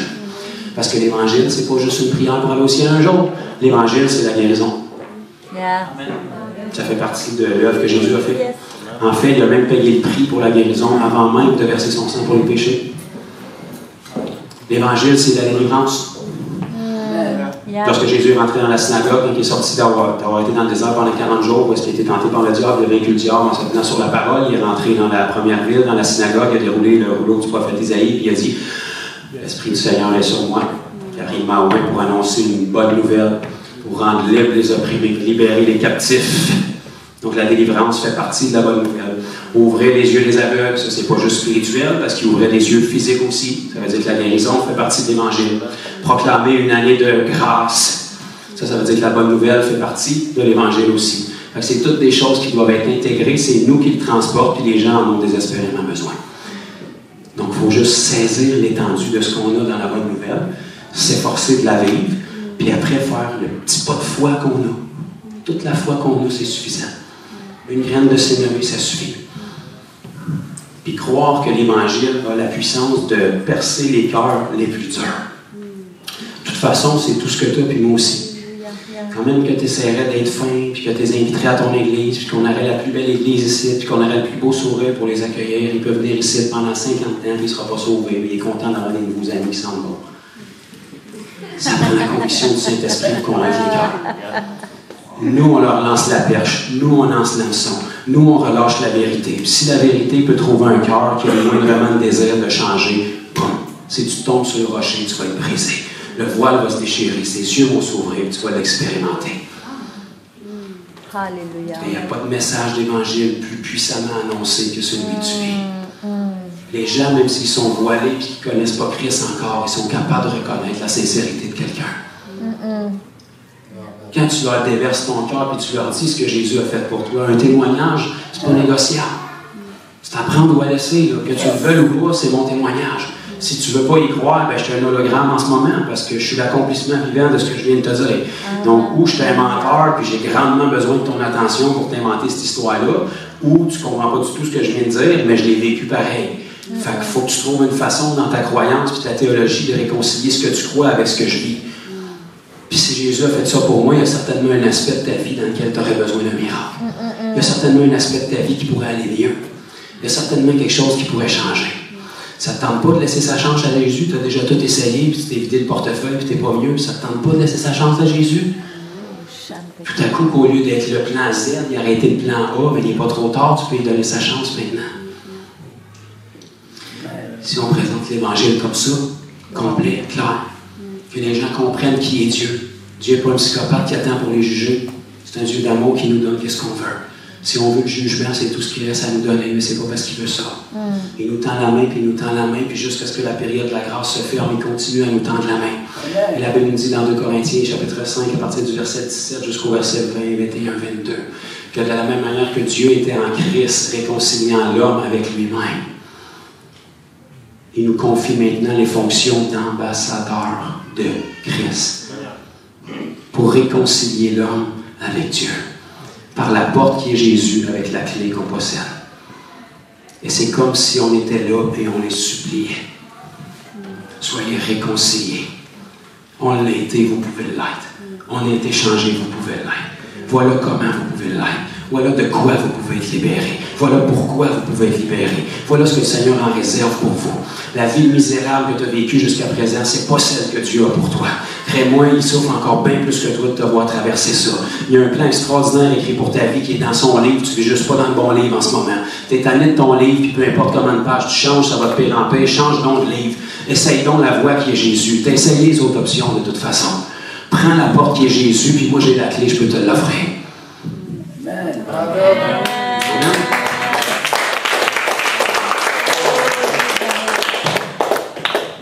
On était supposé de faire les timides dans la situation, mais là, on n'aura pas le temps. Puis là, j'aurais aimé ça, j'aurais arrêté avec ma soeur Annie. On aurait fait comme du théâtre ensemble. Mais ça ne sera tardé, ce sera pour une autre fois, parce que vous équipez pour partager l'Évangile, on va faire ça ici. Parce que si personne ici partage l'Évangile, puis vous ne grandissez pas dans votre vie, on va fermer la porte, on va mettre la clé, puis on va aller faire d'autres choses. Ben, j'ai d'autres choses à faire. Je vais continuer à aller sauver des âmes. Mais j'ai grandement besoin d'aide, par exemple. J'apprécierais que chacun, on puisse se mettre ensemble pour faire ça. Et puis, si on n'est pas équipé dans l'Église pour le faire, où est-ce qu'on va l'être? Fait que plutôt que de lui vendre un coffret DVD avec 12 conférences payantes, j'ai décidé de vous le partager gratuitement un samedi matin à l'église. Puis on va le faire périodiquement aussi, jusqu'à ce que vous soyez aptes à vous asseoir ici en petit groupe puis à le partager comme vous le feriez avec quelqu'un dans les rues, au parc, dans votre travail, etc. Il y en a peut-être qui ont remarqué. Tu peux finir d'applaudir, ma soeur? Merci à Jésus, c'est son idée, c'est son message. Donc, il y en a peut-être qui ont remarqué. Cette semaine, dans le groupe WhatsApp de l'Église, j'ai partagé une vidéo qui s'appelait « Le simple évangile ». Donc, si vous n'êtes pas dans le groupe, allez-y s'il vous plaît. Si vous êtes dans le groupe et vous n'avez pas checké, allez vérifier s'il vous plaît. C'est une vidéo d'une vingtaine de minutes où est-ce que je vous montre, c'est pas la seule façon, mais je vous montre comment je partage l'Évangile avec environ tout le monde qui vient au Seigneur depuis une dizaine d'années. Vous prenez ces éléments-là, vous assimilez le message, ça ne se fera pas en 5 minutes puis une écoute. Là. Ça va se faire en une écoute, 2 écoutes, puis allez le faire. Puis quand vous pensez que vous le savez par cœur, vous allez le faire une fois, puis vous allez figer. Fait que vous retournez, vous le faites, puis plus vous le faites, plus vous allez vous développer. En sorte que quand vous rencontrez quelqu'un qui est sans Christ, la première chose qui vous passe par la tête, c'est pas « je vais appeler le pasteur ou je vais l'amener à l'église ». Tu vas amener des gens ici, t'amènes-les sauver. Tu n'as pas besoin de moi pour les sauver. Guéris-les, chasse leurs démons, puis partage-le l'Évangile, baptise-les du Saint-Esprit, amène les clés, et on va les enseigner. Tu ne sais pas comment faire ça, je comprends, c'est pour ça qu'on est là. Tu ne veux pas faire ça, je ne comprends pas, c'est la même porte pour sortir que pour entrer. Par contre, si tu veux faire ça et tu réalises que c'est ton mandat, on veut t'équiper pour que tu puisses le faire. Fait qu'il faut que tu te familiarises avec le message. L'Évangile, ça ne doit pas être super complexe pour toi, ça doit être clair, ça doit être précis, ça doit être concis, ça doit être vivant, en sorte que tu es capable de le partager. Et tu le maîtrises suffisamment que quand tu rencontres quelqu'un dans ton quotidien, généralement, il n'y aura pas une heure à t'accorder pour que tu partages l'Évangile dans le coin des Doritos à l'épicerie. Fait qu'il faut que tu prennes le temps que tu as pour lui donner le message le plus concis et essayer que le Seigneur touche son cœur suffisamment pour garder contact avec lui. Les chansons que quand tu partages l'Évangile ou une partie de l'Évangile à quelqu'un initialement, il ne tombera pas sur ses genoux, sur sa face dans l'épicerie en te disant « Tu es l'exaucement à mes prières, je suis tellement content de te rencontrer. Un ange m'a apparu ce matin, il m'a dirigé vers toi. Il m'a dit « Bon, oui, j'ai hâte d'en manger des Doritos. Un homme t'attend là, il va te partager les paroles de la vie. » Ça se peut que ça arrive, mais ça se peut que ça ne soit pas comme ça. Par contre, si tu le rencontres à l'épicerie, il se promène en béquille, qu'une minute après, il ne repart plus de béquille, puis tu lui dis que c'est Jésus qui l'a guéri, puis que tu voudrais bien prendre un café avec lui pour lui donner plus de détails, ça se peut qu'il te rappelle. Yes. Ça se peut. Yes. Ça se peut que ça marche mieux que de le rencontrer et de dire « Hey, c'est pas évident ce que tu vis. » Caroline. En tout cas, moi, je connais un Dieu qui guérit. Je ne sais pas si c'est son temps pour toi en ce moment. On verra peut-être. Peut-être s'il guérit, ben, tant mieux s'il guérit. Mais en tout cas, bonne journée. Attention de ne pas tomber. Ça se peut que d'être plus réactif et intentionnel soit capable de pousser le message un petit peu plus loin dans sa vie. Mets une semence quelque part. Connecte avec quelqu'un. Dis-y, on va prendre un café cette semaine. On va aller au Tim Hortons, on va aller dans un parc, on va aller quelque part. Si tu veux en savoir plus, je vais te partager. Je aimerais te partager ce que moi j'ai vécu. J'aimerais te partager mon témoignage. Ça ne t'engage à rien, je vais juste t'expliquer ce que j'ai vécu. C'est comme ça qu'on connecte, c'est comme ça que l'Évangile peut rentrer. Vous avez besoin d'aide pour sonner là. Vous avez des gens qui sont touchés, vous ne savez pas quoi faire avec. Dites-nous-les, puis on va aller vous aider, on va vous prendre par la main, on va leur partager l'Évangile avec vous, on va vous penser quand vous ne savez plus trop quoi dire, mais il faut que vous appreniez. Peut-être que vous le savez déjà, peut-être que je parle à des gens qui sont déjà équipés, là, puis c'est parfait. La personne qui est meilleure qu'un autre, là, on a tous le même message, mais on a besoin qu'il y ait tous les véhicules possibles pour pouvoir l'apporter. Amen. Donc, Amen. périodiquement, quand on va faire ça, là, je voulais juste mettre un fondement. Entre-temps, il faut que vous alliez vous familiariser avec le message. Pas parce que c'est moi qui l'annonce. Moi, je l'annonce de manière pratique avec des objets. Vous allez voir dans la vidéo, parce que les gens sont visuels. Mais c'est juste dans l'idée où vous comprenez ce que c'est l'Évangile. Puis quand vous n'avez pas ces outils-là, c'est pas grave, vous comprenez le principe, vous l'adaptez à la situation qui est devant vous. Mais vous êtes capable, quand vous avez 2 minutes avec une personne, de semer l'essentiel. Amen. Si vous avez 5 minutes avec une personne, vous allez un petit peu plus loin. S'il a choqué à repentance, bien, au moins vous vous êtes rendu là. Essayez pas de continuer à y pousser dans la gorge, là, il n'est pas prêt. On ne veut pas gagner les conversations, on veut gagner les gens. Si ça te coûte de perdre une conversation pour gagner une personne, laisse-la aller. C'est pas un trophée, c'est une personne. Ta victoire, ce n'est pas une prière de repentance, mais une carte de mort. C'est une semence qu'on veut mener à terme. Si c'est un autre qui arrose, puis c'est un autre qui le baptise, ce sera ça, mais au moins il va être sauvé. Fais ta partie. Fais ta partie. Yes. À un moment donné, il va t'en tomber un des mains que la semence a déjà été faite. Toi, tu vas avoir la récolte, puis tu vas penser que tu es bon. Quelqu'un a déjà passé avant toi, tu as fait une partie. C'est correct. Ça prend quelqu'un pour chaque partie. Mais il faut commencer quelque part, il faut comprendre que c'est notre mandat, il faut comprendre qu'est-ce qu'on est équipé pour annoncer, puis commencer à le faire. Tu sais, il n'y a pas de recette miracle, puis il n'y a pas de raccourci. C'est vrai que valeur, si tu veux apprendre à marcher dans le mandat que le Seigneur nous a donné, il faut le faire. Va falloir que tu marches dans le miraculeux. Va falloir que tu pries pour des malades. Va falloir que tu chasses des démons. Va falloir que tu t'assises partager l'Évangile pour voir où est-ce que tu bloques, où est-ce que tu es incertain. Va falloir que tu fasses face aux oppositions que les gens ont pour être capable de trouver tes réponses. Parce que dans un scénario parfait, tout le monde tombe sur leurs genoux et disent l'Éternel des armées m'a visité aujourd'hui, puis je me repens, je te donne ma vie. Mais c'est pas toujours comme ça. Les gens ont un paquet de mensonges qui croient sur Dieu, qu'il faut que tu sois capable de déraciner par la vérité. Donc, il faut que tu sois exposé à ces oppositions-là pour être capable d'aller trouver tes réponses si tu ne les as pas. Puis tu ne connais pas ton besoin jusqu'à temps que tu y es exposé. C'est comme ça qu'on grandit. Donc, c'est en faisant les choses qu'on se développe, mais soyez rassurés, le Seigneur veut tellement rejoindre les gens par l'Évangile qu'il est très, très réactif à n'importe quel pas d'obéissance de notre part. Même s'il comprend une syllabe de ce que tu as bégayé, si tu l'as fait en obéissance, le Seigneur peut agir avec ça. Parce que tu l'as fait. Puis tu vas grandir, puis tu vas prendre l'assurance. Puis si tu marches avec les outils que le Seigneur t'a donnés, je peux te le garantir, les apôtres n'étaient pas différents de nous autres, c'était des hommes comme nous autres. Oui, ils portaient des sandales et des robes, mais c'était des hommes comme nous autres. Puis eux avaient besoin des miracles pour avoir de l'audace pour annoncer la parole. Pourtant, ils ont vécu pendant 3 ans de temps avec Jésus, puis ils ont tout vu.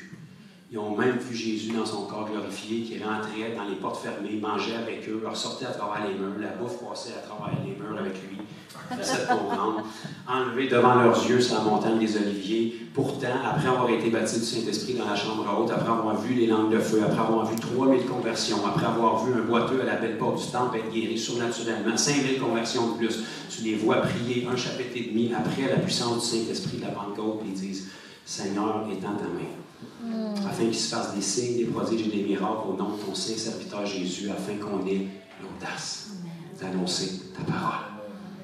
Parce que quand on voit ta puissance, ça nous donne l'audace. Quand on voit ta puissance, c'est facile pour nous de parler de ce Jésus-là parce qu'on voit ce qu'il vient de faire. Quand quelqu'un expérimente la puissance, il écoute ce que tu as à dire. Tu peux lui parler du Père Noël, puis il y a des chances qu'il croit. Fait que parle-y donc de Jésus. C'est Jésus qui vient de te guérir. La religion, ça ne fait pas ces miracles-là. Ce que les médecins ne peuvent pas faire, Dieu peut le faire.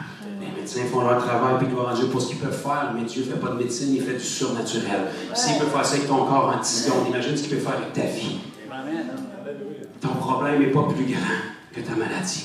S'il peut te toucher comme ça, imagine ce qu'il peut faire avec ton esprit, avec ton âme. C'est comme ça que l'Évangile commence. Amen? Yeah. Donc, j'espère que vous avez compris une petite partie. Ah, c'est ma face, ça. Fait que ces vidéos-là, sur mon YouTube, Jonathan Bouchard, c'est le premier vidéo qui pop si vous n'êtes pas abonné. Sinon, vous le tapez Simple Évangile. Sinon, vous allez dans le WhatsApp de l'Église. Il est là. Ça dure 20-25 minutes. Un beau pichet de jus avec des cartes et avec des verres. Ça, c'est avec des images, clairement. Si vous n'avez pas ça à portée de la main, c'est pas grave. Vous allez comprendre le message et vous êtes capable de l'entendre. En gros, ce que je couvre là-dedans, ça explique qui est Dieu, qui nous sommes, où est-ce que nous sommes, qui est Jésus, qu'est-ce qu'il a fait pour vous, puis comment vous pouvez répondre à ce que Jésus a fait pour vous. C'est clair, clair, clair. Si toutes les informations sont là, les gens sont dans la meilleure position pour prendre une décision. La décision qu'ils prennent, ça ne vous regarde pas, puis ça ne regarde pas. Bien évidemment, on souhaiterait d'avoir une paire de bras de plus, puis d'avoir un frère et soeur de plus, mais s'ils ne sont pas prêts, ils ne sont pas prêts. Nous, notre responsabilité, c'est de donner le message le plus clairement possible, puis confirmer le message avec les signes miraculeux que le Seigneur nous donne d'accomplir. Point. Au mieux, après, tu peux continuer à prier pour la personne. C'est tout. Laisse le Seigneur faire son travail. Mais le Seigneur, s'il ne donne rien avec quoi travailler, il ne pourra pas travailler. Des fois, on veut faire sa partie, mais on voudrait qu'il fasse la nôtre. Non, essaie pas de convaincre. Annonce l'Évangile, lui, il va convaincre. Non, je ne veux pas annoncer l'Évangile, je vais essayer de convaincre. Ça ne marche pas, arrête. Tu le sais que ça ne marche pas de toute façon. Tu ne l'annonces même plus l'Évangile parce que tu es découragé. Fait que change de façon. L'Évangile, ça marche. Si ça ne marche pas, change ta façon. C'est ça. Amen? Ma soeur Fanny, lui, elle a dit qu'il va apaiser notre âme. Donc, tous ceux qui vont à la marche pour Jésus cet après-midi, ben, c'est une bonne occasion de commencer tout de suite avec tout ce qui va vous passer par la tête. Commencer quelque part, les gens qu'on va rencontrer. Premièrement, offrez-leur d'expérimenter la puissance de Dieu par des guérisons, si c'est possible, des miracles. Si vous avez des paroles de connaissance ou des paroles prophétiques, c'est parfait. C'est une option qui est là aussi. Toute manifestation de puissance est là pour secouer les cœurs et piquer la curiosité des gens. Tout simplement. Pour disposer les cœurs à recevoir l'Évangile. Puis après, on leur partage la bonne nouvelle. Fait qu'entre ici maintenant et Montréal, si l'Évangile n'est plus une bonne nouvelle pour vous, c'est merveilleux. Le Seigneur vous donne une opportunité d'en revenir. Il faut que ça redevienne une bonne nouvelle là. Si vous avez oublié la joie de votre salut, c'est là que ça revient. Ceux qui ont encore la couche aux fesses parce qu'ils viennent d'être sauvés, profitez-en. Puis priez le Seigneur de ne jamais l'oublier. Puis soyez renouvelés là-dedans pour que ce qui est porté dans votre cœur, ça sorte par votre bouche. Parce que la bouche parle par l'abondance du cœur. À quel point le Seigneur est bon pour vous, à quel point vous êtes reconnaissant, à quel point sa relation avec vous est vivante. C'est à quel point que ça va paraître dans vos paroles. Vos paroles devraient donner la vie. Vos paroles devraient donner la faim, la soif aux gens.